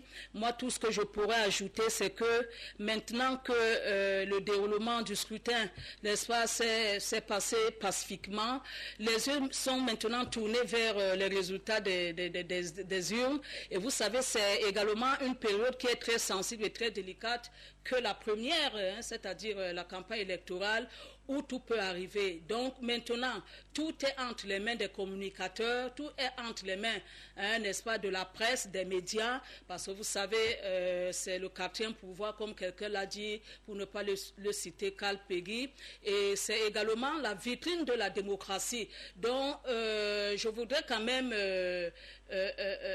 prier à nous-mêmes, les consultants d'Afrique Média, que nous options pour une démarche en communication très prudentielle en ce qui concerne, n'est-ce pas, les premières tendances qui nous parviennent, parce que, bon, la loi électorale, quand même, dans ce pays a prévu 15 jours pour donner les résultats du premier tour. Dans notre démarche prudentielle, c'est-à-dire à ne pas beaucoup insister sur certaines subtilités, permettra que nous puissions contribuer à notre manière à maintenir la paix dans ce pays homologue et frère qui est le Tchad. D'ailleurs, le président Idriss Déby nous a précédé dans cette démarche. Vous savez, au sortir des urnes, il a dit que cette élection n'était pas la fin du monde et que le Tchad devrait simplement s'inscrire dans la continuité en ce qui concerne sa construction nationale. Et il y a quelques opposants également qui sont montés au créneau dans leurs différents états-majors. Ils sont en train d'exhorter la population, n'est-ce pas, à respecter les résultats des urnes, quel que soit celui qui va émerger. Donc je pense que tout est entre les mains, n'est-ce pas, de l'univers communicationnel, et qu'il faut vraiment prendre avec beaucoup de subtilité pour que finalement c'est le Tchad qui gagne au-delà des hommes et que celui qui émergera, nous souhaitons bien que ce soit le président Idriss Déby. Tout le monde a dit, il est quand même comptable d'un bilan politique et économique très élogieux, que ce soit à l'interne comme à l'externe. Donc le souhait de toute l'Afrique et même de nous, c'est qu'il puisse émerger, n'est-ce pas, de ce vote et qu'il puisse continuer les grands chantiers qu'il a entamés et qui vont dans la perspective, n'est-ce pas, du progrès social et des réponses, n'est-ce pas, aux attentes, aux aspirations du peuple tchadien. Voilà, merci à vous, Madame Joséphine Denra. Ce qu'on a en tout cas retenu, c'est que le souhait, c'est que c'est le Tchad qui gagne au-delà des hommes. Voilà, disait Madame Joséphine Denra. On va passer la parole à Monsieur Aoumou pour terminer avec cette première thématique. Donc, Monsieur Aoumou, vous avez la parole, un mot par rapport à cette présidentielle, à ces premières tendances du côté du Tchad.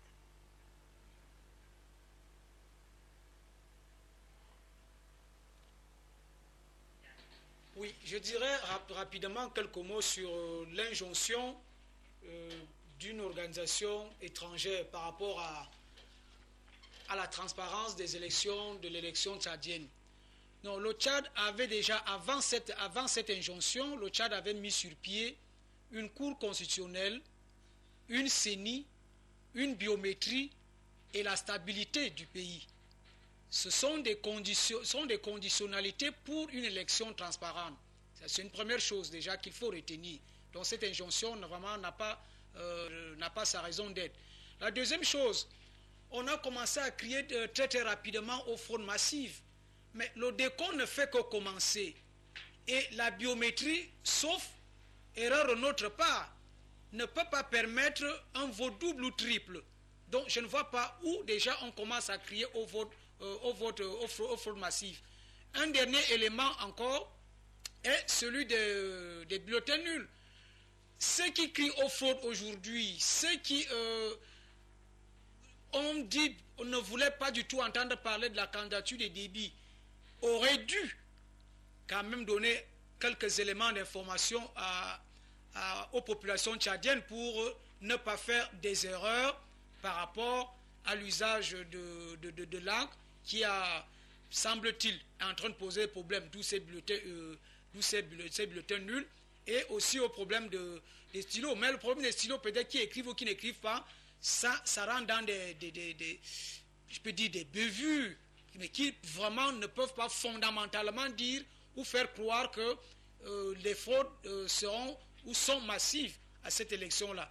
Donc pour ma part, je crois que le peuple tchadien a vécu une élection saine et transparente, et donc que le peuple tchadien soit sourd à toutes sortes de sirènes qui voudraient l'amener à bousiller ses stabilités et ses acquis politiques et socio-économiques que le peuple tchadien a eu du mal à mettre sur pied.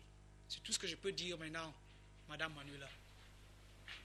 Voilà, merci à vous, Monsieur Aoumou. Pour terminer avec cette thématique, on va prendre notre appel avant d'entamer le cas de la RCA. Donc, on va rentrer du côté du standard. Bonsoir.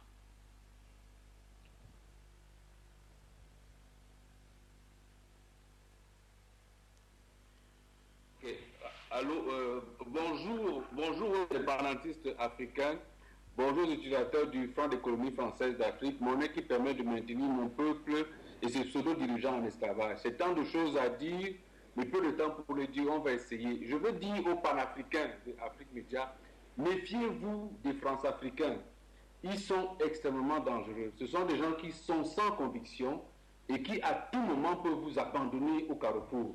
Pour vous rappeler, il y a quelques temps, j'ai eu même des mots avec Badankani que je respecte beaucoup. Et puis, à quelques jours après, M. Paul Biya vous l'a rappelé en fermant Afrique Média au Cameroun. Méfiez-vous d'eux. Ceci dit, il y a des France-Africains qui peut-être sont des indépendantistes, ou on va dire ce qui vous convient le mieux, panafricains. Mais jusqu'à preuve du contraire, un France-Africain est un France-Africain. Une fois que je dis ça, je vais dire au président tchadien, je le lui dis comme il m'arrive parfois de parler au président du Cameroun, il faut remettre à Dieu ce qui appartient à Dieu. Le Dieu suprême du Tchad, c'est le peuple tchadien. Faites les réformes rapidement. Sinon, vous êtes une fragilité que vous ne soupçonnez même pas. Et je parle comme ça parce que je connais les habitudes de ceux qui massacrent notre peuple depuis des siècles. Il faut faire très attention à ces gens. Remettez à Dieu ce qui appartient à Dieu. Comment? Par les réformes politiques. Il faut faire du Tchad le seul pays où le peuple se sent puissant. Si vous ne le faites pas, ce n'est pas la démocratie. Je ne vous parle même pas de démocratie. Je vous parle de la puissance du peuple tchadien.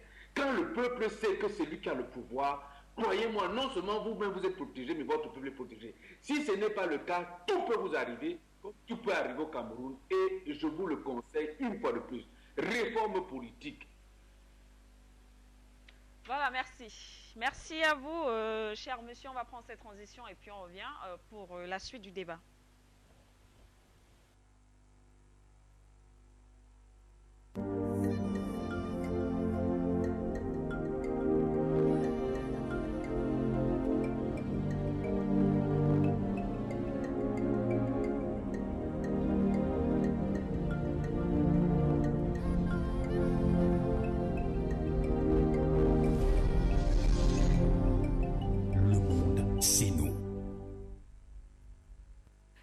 retour sur ce plateau, on nous signale donc lui, Roger Nuadieu, qui est déjà du côté de Malabo, là-bas, avec qui on va parler de la présidentielle du côté de la Guinée équatoriale. Mais avant, on va faire un petit clin d'œil donc au dossier de la Centrafrique. Et voilà, June Diawé, je vais commencer par vous. La Centrafrique qui aujourd'hui est victime, le nouveau gouvernement qui est donc victime de tentatives de déstabilisation par certains médias.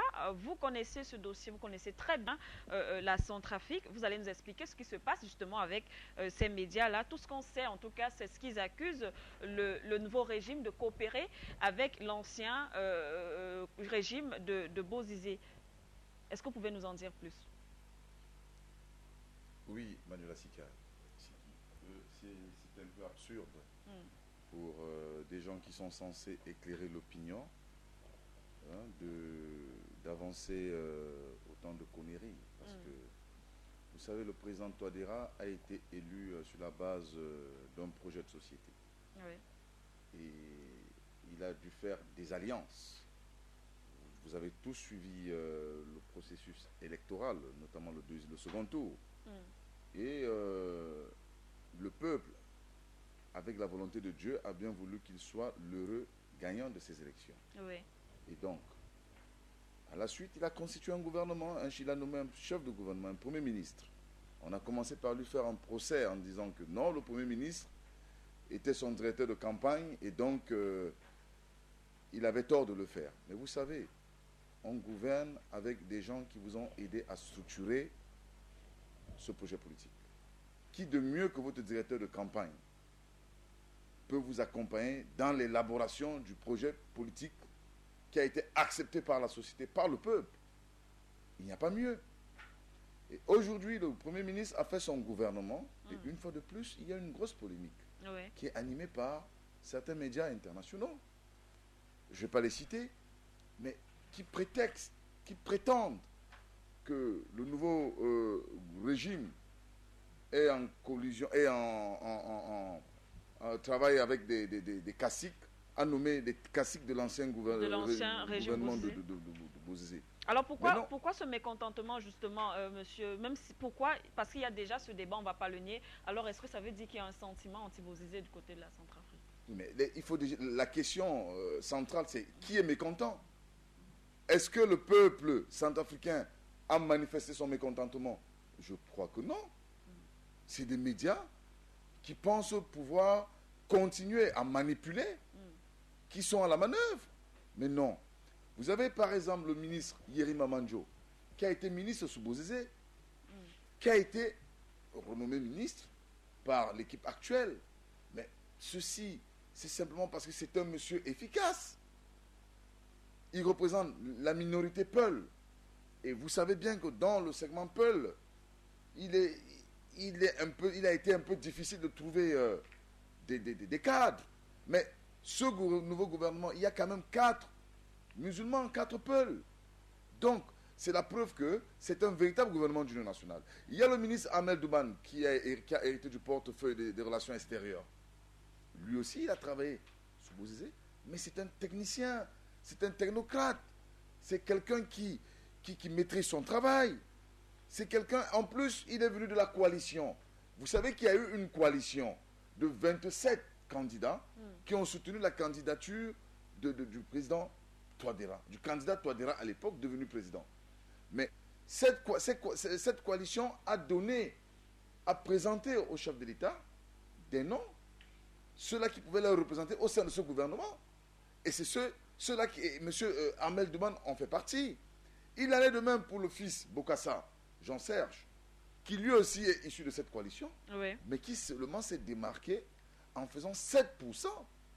En plus, c'est un jeune. Le président de la République centrafricaine a estimé qu'il fallait encourager les jeunes à faire de la politique en donnant ce poste stratégique au ministre de la Sécurité publique. Voilà. Est-ce que vous pensez qu'il est justement à même de répondre à ses obligations en tant que ministre de la Sécurité publique du côté de la Centrafrique? Moi, je pense que dire qu'il ne serait pas capable, c'est sous-estimer la capacité des jeunes à assumer les fonctions qui leur sont confiées. Mais non. Par le passé, il a été ministre des Sports aussi, sous Bozizé. Et il revient aujourd'hui à la sécurité publique après avoir battu des gens qui avaient 40, 50 ans de politique. Parce qu'on sort d'un scrutin électoral. Quand il fait 7%, ça veut dire qu'il a un poids politique aujourd'hui. Il a un poids électoral. Et donc, les nominations ne tiennent pas seulement compte des aptitudes techniques. On tient aussi compte des données politiques. Et je pense que sa nomination obéit à cette logique. Et donc, on ne saurait faire un procès au Premier ministre Sarangi, qui vient de mettre son gouvernement sur pied. Mais ce qu'on ne vous dit pas assez, c'est qu'il y a beaucoup de jeunes qui sont entrés dans ce gouvernement. Oui. Il y a beaucoup de techniciens qui n'ont jamais fait partie d'aucun autre gouvernement, qui ont fait leur première entrée. Et ça prend la rupture. C'est en étroite ligne avec la politique de rupture que prend le président Touadéra. Il a d'ailleurs dit dans son discours d'investiture, je vais miser sur des personnes nouvelles, sur des hommes nouveaux. Donc, moi, je pense que le président Touadéra est en conformité avec ses promesses. Donc, que les médias qui essayent de déstabiliser l'action de ce nouveau régime, qu'ils arrêtent. Ils ont simplement compris que voilà le régime qu'il fallait, voilà un régime qui va bousculer les lignes. Et donc, il faut tout de suite commencer à déstabiliser, mais ça ne marchera pas. Voilà, avant de terminer avec vous, Jundiawe, revenez un peu sur l'arrestation de M. Charles ici. Oui, mais vous savez, on a souvent tendance à tout confondre. La RCA vient de traverser 3 années d'instabilité. Et durant ces 3 années, il y a eu beaucoup de gens qui ont cru que la force des armes, la manipulation pouvait continuer à prospérer. Mais aujourd'hui que nous sommes en train de restaurer l'autorité de l'État dans ce pays-là, des gens doivent cesser de se comporter comme des rebelles. Monsieur Massi, il s'avère qu'il aurait tenu des propos dans une gargote du genre nous ne sommes pas d'accord avec la nomination du Premier ministre, nous allons reprendre les armes. Et tout de suite, c'est la population qui a sanctionné ces dires. La population l'a arrêté, au moins ils ont commencé à le tabasser. Les forces de l'ordre sont arrivées et on l'a d'abord pris dans un premier temps pour le protéger et on l'a gardé pour exploitation. Parce qu'aujourd'hui, en Centrafrique, tout le monde est devenu un véritable combattant qui préserve la paix sociale. Personne n'est plus prêt à écouter des mots qui peuvent pousser des gens à la rébellion. Donc, ça ne marchera plus. C'est la preuve que même le peuple centrafricain a décidé de mûrir. Il a mûri, il est contre la violence, il est contre les guerres. Il a tiré beaucoup de leçons de tout ce qui s'est passé et ce peuple veut aller de l'avant. Et donc, que toutes les sirènes du mal, toutes ces forces obscures qui essayent de tirer la nouvelle Centrafrique vers le bas, se trompent. Cette nouvelle Centrafrique, c'est une Centrafrique qui sera prospère, qui sera émergente, avec de nouveaux dirigeants, des nouveaux hommes. Nous sommes sûrs, nous sommes persuadés que ce pays-là va décoller. D'accord. Voilà, merci à vous, monsieur Jundiawe. Oui, monsieur Simon, vous voulez réagir? Oui, je pense que ce qui se passe en Centrafrique, là, quand j'apprends que ce sont des médias étrangers qui interviennent là-dedans, je suis surpris. Je ne sais pas de quoi ils se mêlent. On est où là? Ce que j'attends de ce nouveau gouvernement, c'est qu'ils disent à ces gens qui sont en train de foutre le bordel, de foutre le camp de la Centrafrique. Parce que ce sont eux qui commencent comme ça, ils vont armer encore les gens pour foutre le bordel dans ce pays, qui est un pays qui doit être en paix. Parce que si la Centrafrique est en paix, l'Afrique centrale est en paix. Il faudrait qu'on lutte, que toute l'Afrique lutte. Et je voudrais dire une chose, vous savez, l'ennemi n'est pas celui qui te fait face, l'épée à la main. Ça, c'est un adversaire. L'ennemi, c'est celui qui est derrière toi, le poignard dans le dos. Parce qu'il te poignarde sans que tu te rendes même compte. Donc, ce qui fait qu'il faudrait que toute l'Afrique centrale aujourd'hui se mobilise pour mettre un terme à cette situation. Parce que, de temps à autre, je vais vous surprendre, Siké, des conteneurs passent par le Cameroun pour aller en Centrafrique. Et c'est marqué dessus ONU. On ne sait jamais ce qu'il y a dans ces conteneurs où c'est marqué ONU. Il faudrait qu'on fasse très attention parce que c'est comme ça que les armes passent pour aller à Centrafrique, commencer à déstabiliser ce pays.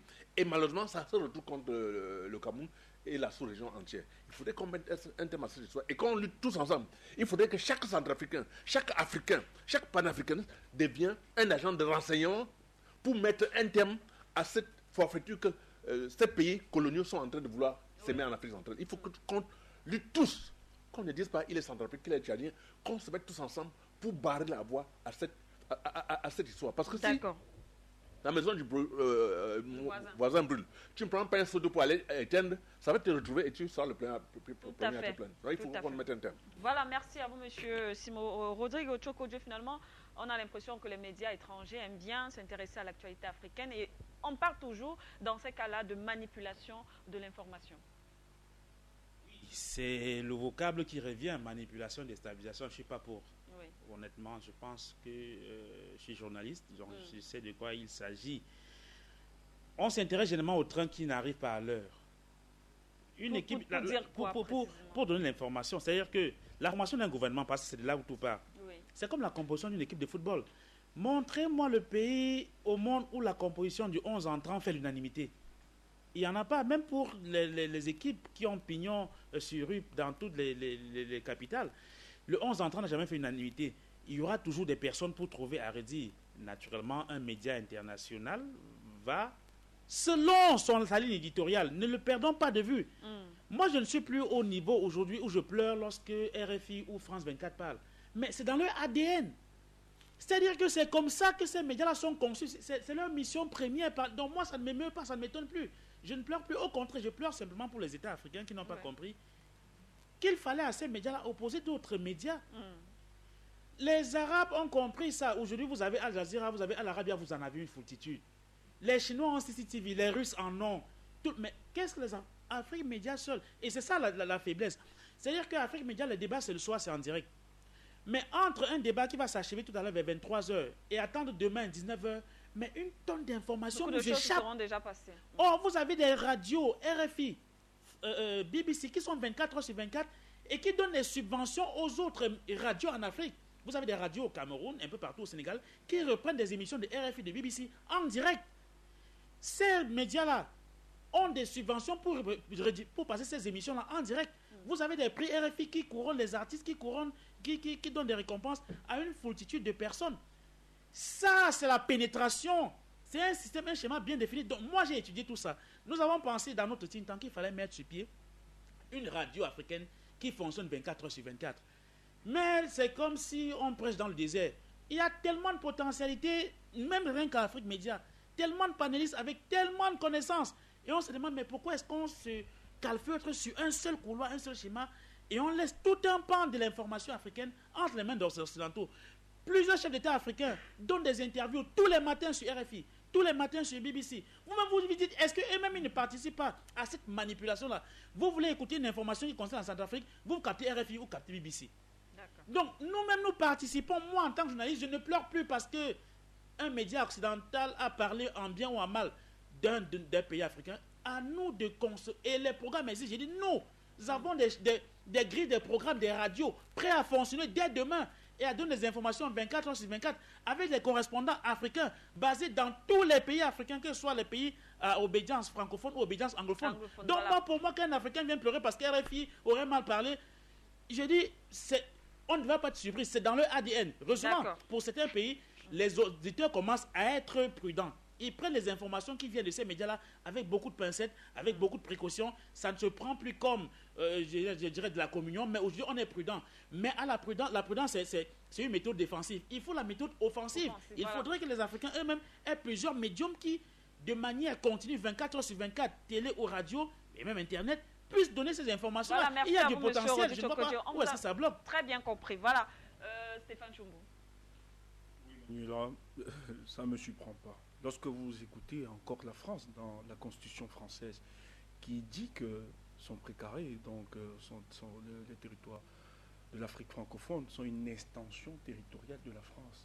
Donc vous pouvez comprendre que dans sa mentalité, elle ne pourra jamais changer. La France, dans sa politique étrangère vers les pays de la zone francophone. Donc, aujourd'hui, ces injonctions qui sont faites par la France aujourd'hui ne nous surprennent pas, évidemment. Elle a donc cette duplicité congénitale, c'est-à-dire de vous dire, tenir un discours de manière très officielle qu'aujourd'hui, elle est dans la rupture, elle prône la rupture, elle voudrait voir les peuples africains et même les pays africains se prendre en charge. C'est du bluff, c'est du mensonge, Manuela. Parce qu'on sait ce qui se passe. Mais ce qu'il faut rappeler, c'est que vous aviez, peut-être les uns et les autres n'ont pas noté, vous avez quelqu'un qui est très actif là-bas, qui est l'ambassade de France, M. Malinas. Malinas avait dit au Quai d'Orsay que l'homme sur qui on devait compter était Martin Zinguélé parce qu'il avait un rapprochement avec le Parti socialiste. Et vous avez vu, même le second tour, le candidat, M. Doguélé, qui est allé quand même se faire cicatriser en France, qui devait avoir des conditions comment pouvoir remplir les fonctions présidentielles, afin d'être aussi ce support de la France. Mais il n'avait pas pensé à M. Touadéra, qui était un outsider pour lui, qu'on ne comptait pas. Donc il y a cette frustration, depuis qui est créée, qui est née, en fait, où la France ne veut justement pas voir que M. Touadéra puisse avancer avec son projet de société. Mais lorsque vous êtes porteur de projet de société, comme M. Touadéra, pour que ce projet de société puisse être effectif et que sa vision puisse s'accomplir, elle réside sur le choix des hommes. Et le choix des hommes est très déterminant, Manuela. Je l'ai nommé tout à l'heure, et il le disait, qu'il y avait quand même un compromis, avec le compromis politique qui s'est fait des hommes, des alliances, qui est tout à fait d'accord en politique, qui est accepté en politique. Mais il fallait justement recadrer, apprendre justement sur la volée des nouvelles personnes, parce qu'il a une autre vision de la Centrafrique. Donc il fallait de nouveaux visages, des personnes qui n'avaient rien à voir avec tous ces couloirs, ces officines qui ont assassiné ou bien détruit la Centrafrique. Parce que la Centrafrique doit avoir son élan, son rebondissement. Et ça réside donc sur des choix. Alors, quand vous écoutez l'ambassade de France, vous leur donnez des injonctions qu'on ne l'a pas consultées. Il est en train d'insulter les Africains, de dire aux Africains que vous ne pouvez pas prendre votre destin en main sans nous. Donc nous devons décider de ce qui va se faire là-bas. Manuela, nous sommes dans des aires où les mentalités africaines ont évolué. Si la France ne veut pas revoir sa politique et sa coopération avec des pays de l'Afrique, surtout de l'Afrique francophone, Manuela, je pense qu'on va se fracasser ensemble. Ça, il faut qu'on le dise clairement. Donc aujourd'hui, qu'on laisse ce président à travailler, à faire le choix de ses hommes, à pouvoir dessiner quelle est la vision politique de pouvoir se faire.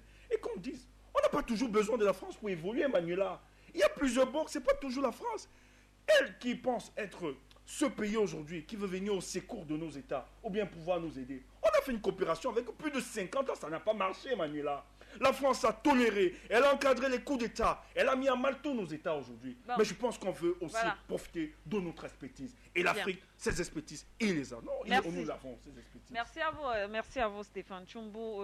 Oui, Junjawe, pour terminer, voilà, est-ce que vous pensez qu'on sait très bien d'où vient la Centrafrique, on sait ce que ce pays a traversé. Est-ce que le nouveau président aujourd'hui est à même de relever les différents défis? Je voulais vous dire, Manuela Siki, qu'il n'est pas sa première expérience. Vous savez, la Centrafrique, au sorti d'une longue période d'instabilité et de problèmes économiques, a vu son économie se stabiliser lorsque le président Touadéra fut Premier ministre. Et c'est d'ailleurs l'une des raisons pour lesquelles le peuple lui a fait confiance en lui donnant son vote. Et donc, oui, sans hésitation, le président Touadéra est l'homme de la situation. C'est vrai, le chantier Centrafrique est un chantier complexe. Complexe parce que vous connaissez très bien la configuration, les séquelles de tout ce qui s'est passé. Les séquelles, ce n'est pas facile de gérer un pays dans ces conditions, mais le peuple lui a fait confiance parce que le peuple sait qu'il a la capacité, de résoudre le problème centrafricain. Le peuple sait que c'est lui qui, par le passé, a su stabiliser l'économie, a su remettre la confiance aux investisseurs, a su remettre les investisseurs en confiance, a su remettre la confiance au peuple. Et c'est pourquoi ce peuple lui a donné sa voix. Et donc, le président Touadéra, dans cette configuration, est l'homme de la situation. Vous n'avez qu'à voir la manière avec laquelle il vient de faire son gouvernement. Oui.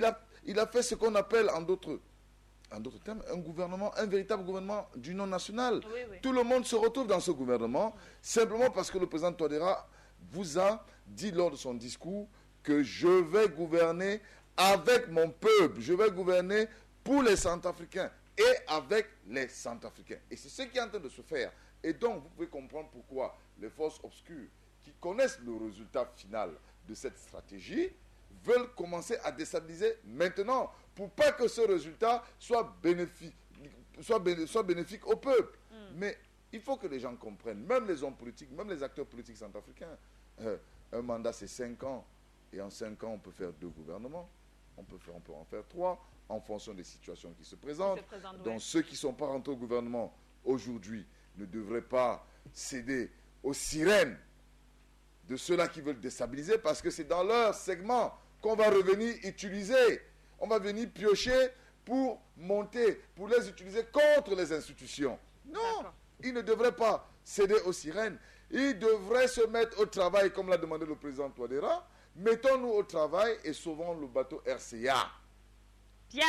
Voilà, merci à vous Jules Ndiaye. On va terminer cette thématique avec Yaoundé, mais avant on va rentrer au standard. On prend cet appel. Bonsoir.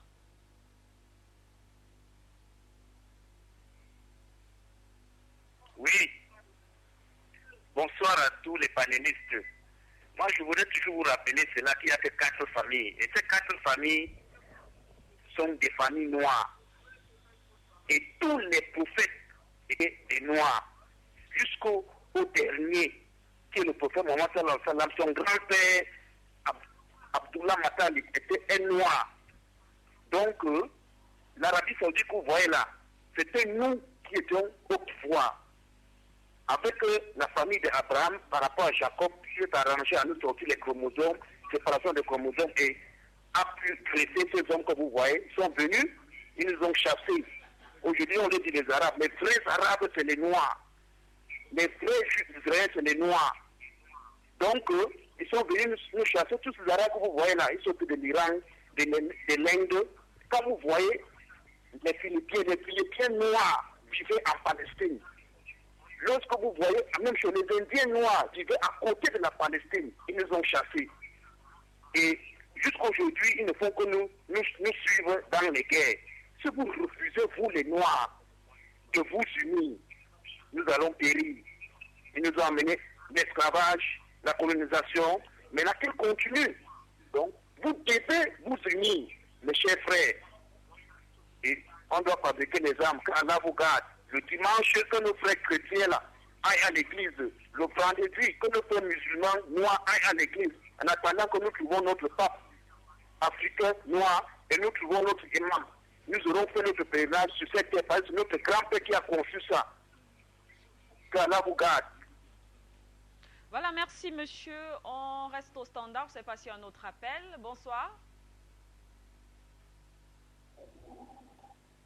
Oui, bonsoir Afrique Média, bonsoir à toute la planète panafricaniste. Merci de l'entrée triomphale de Jules Ndiaye. Ça faisait un moment que je ne l'avais pas entendu.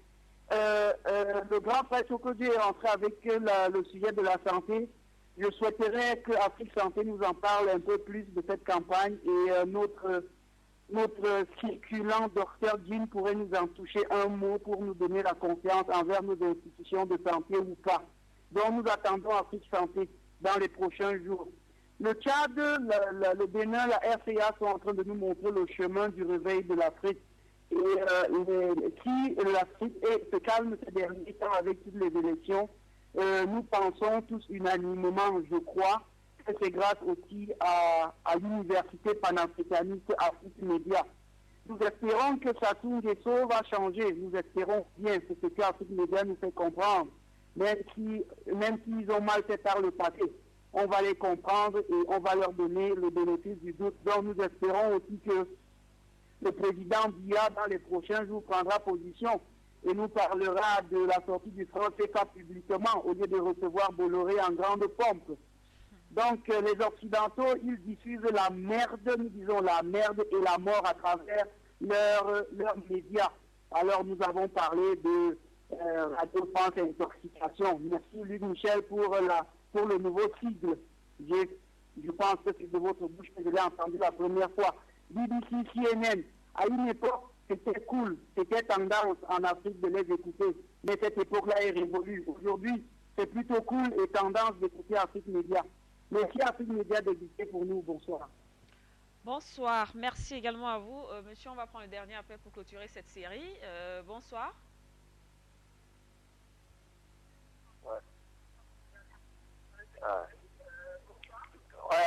Bonsoir, Madame Africaine.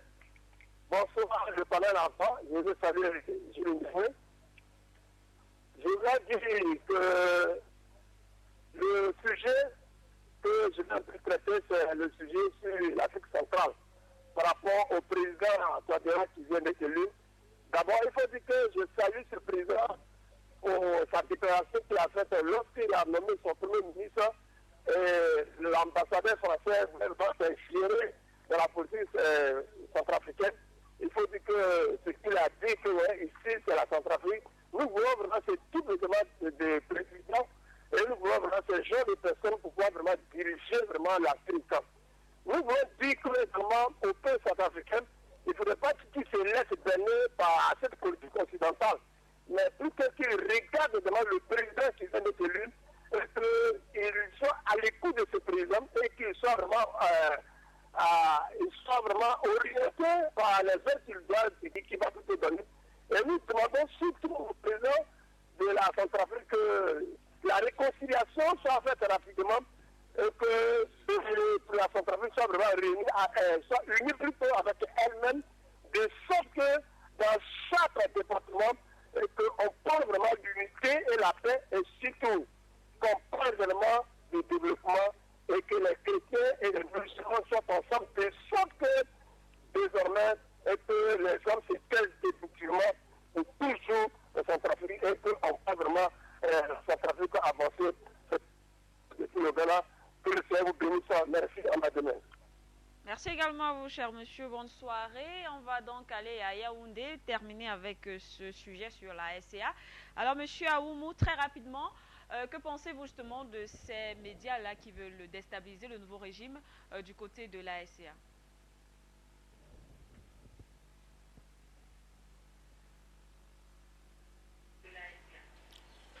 Oui, Madame Manuela, je crois que nous avons déjà de plus en plus la certitude que M.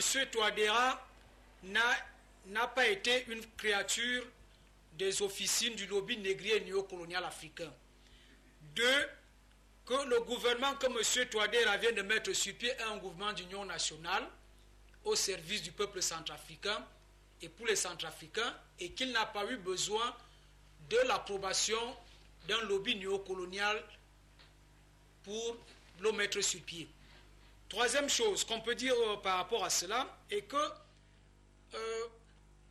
ceux qui ruent dans les brancards aujourd'hui contre l'actuel gouvernement centrafricain, et notamment certains centrafricains, me rappellent cette allégorie que le directeur régional d'Afrique Média m'a raconté cet après-midi. Il me disait, voilà un spectateur, un citoyen qui s'en va voir un match de football au stade, et que les deux équipes sont déjà présentées, sont déjà présentes, et Obi se met à crier très fort que le match est nul, il hurle tellement fort que les autres spectateurs qui sont autour de lui sont médusés et le regardent, ne comprennent pas ce qu'il dit. Alors ils sont obligés de se saisir de lui et de le mettre à l'écart. Effectivement, il y a donc certains Centrafricains qui sont en train de jouer avec le feu, comme s'ils oublient qu'il y a 3 ans, leur pays a failli disparaître. Et font le jeu des pyromanes de ce lobby négrier et néocolonial. Et donc il faut donc faire très très attention pour ces Centrafricains. Or ailleurs, dans d'autres pays, on accorde toujours au moins une centaine de jours à tout gouvernement qui vient d'être élu et qui vient d'être mis sur pied. Mais quand c'est les Africains, assez bizarrement, le lobby négrier et néocolonial n'accorde pas ce type de faveur-là aux Africains, et tout de suite, le gouvernement n'a même pas encore fait 2 jours ou 2 semaines d'activité qu'on commence à ruer dans les brancards en disant que ce gouvernement est nul. Mais sur quelle base? Parce qu'effectivement, il n'a pas eu la caution du lobby négrier et néocolonial. C'est pour cela que, à travers donc, certains médias, on commence donc à vouloir faire croire aux Africains, de leur faire croire que le monde tourne autour de je ne sais de quelle galaxie, alors que c'est le Soleil qui est notre galaxie à l'heure actuelle. Le pôle répète notre galaxie à l'heure actuelle. Merci. Merci également à vous, Monsieur Aoumou. On termine donc avec Madame Joséphine Dena. Madame Joséphine Dena, votre avis sur la question, la tentative de déstabilisation du nouveau gouvernement de Monsieur Archange du côté de la RCA.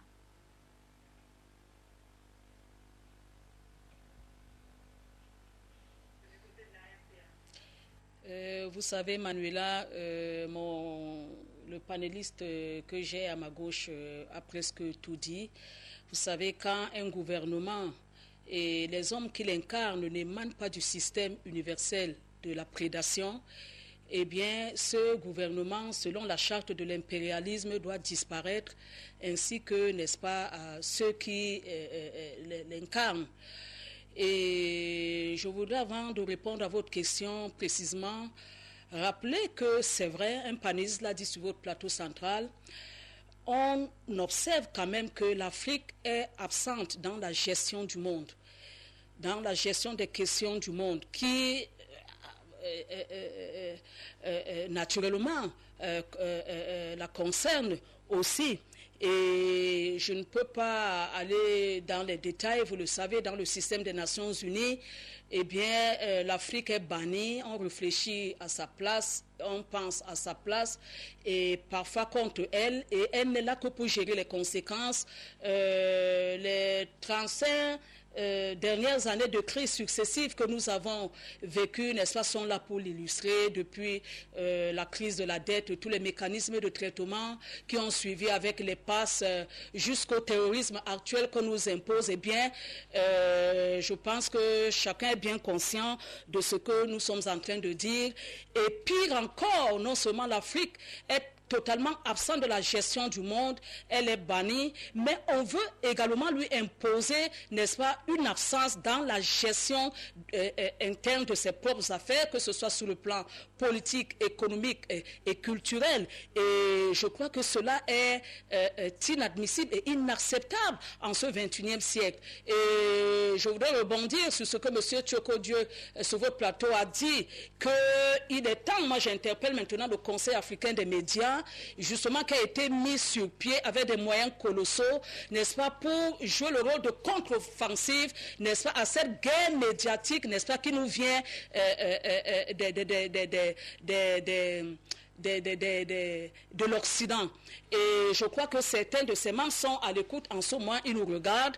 Je pense qu'il est temps de combler ce vide médiatique, justement, en y apportant, n'est-ce pas,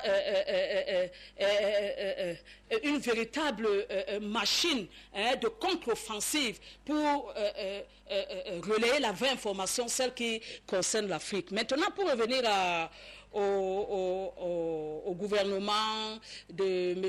Touadéra et notamment de la déstabilisation dont ce gouvernement fait déjà l'objet de la part des prédateurs universels, je voudrais simplement encourager le peuple centrafricain qui a choisi cet homme, n'est-ce pas, de continuer à se battre, à le soutenir, à ne pas, n'est-ce pas, faiblir et à ne pas se victimiser, parce que justement on veut l'amener à se victimiser pour que finalement il y ait une démobilisation totale et générale. Vous savez, d'expérience, les armes et les armées seules ne suffisent pas pour défendre une nation, mais une nation qui est défendue par son peuple reste invincible. Voilà les mêmes prédateurs universels qui théoriquement nous ont parlé de la démocratie comme étant le gouvernement du peuple, par le peuple et pour le peuple. Une fois maintenant que le peuple centrafricain a choisi, n'est-ce pas, son élu, son président, du coup,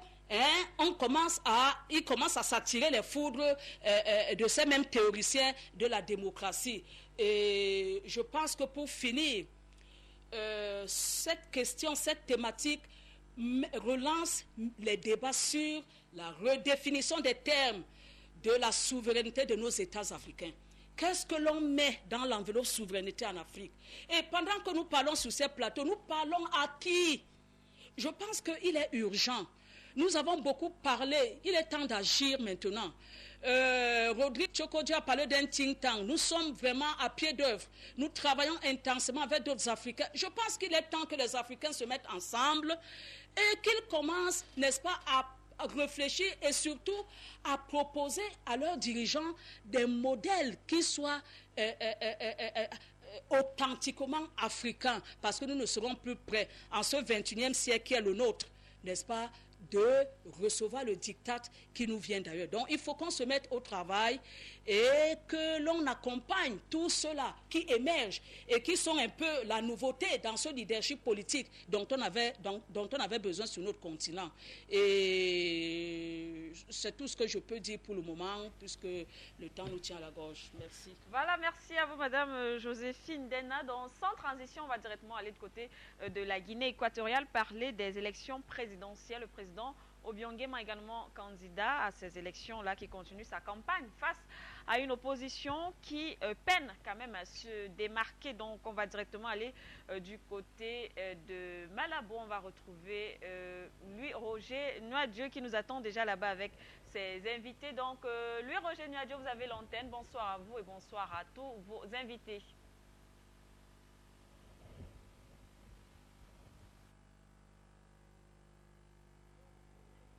Bonsoir Manuela, bonsoir donc à tous ces panélistes de Yaoundé, de Douala. Bienvenue donc à Malabo, la capitale politique de la Guinée équatoriale.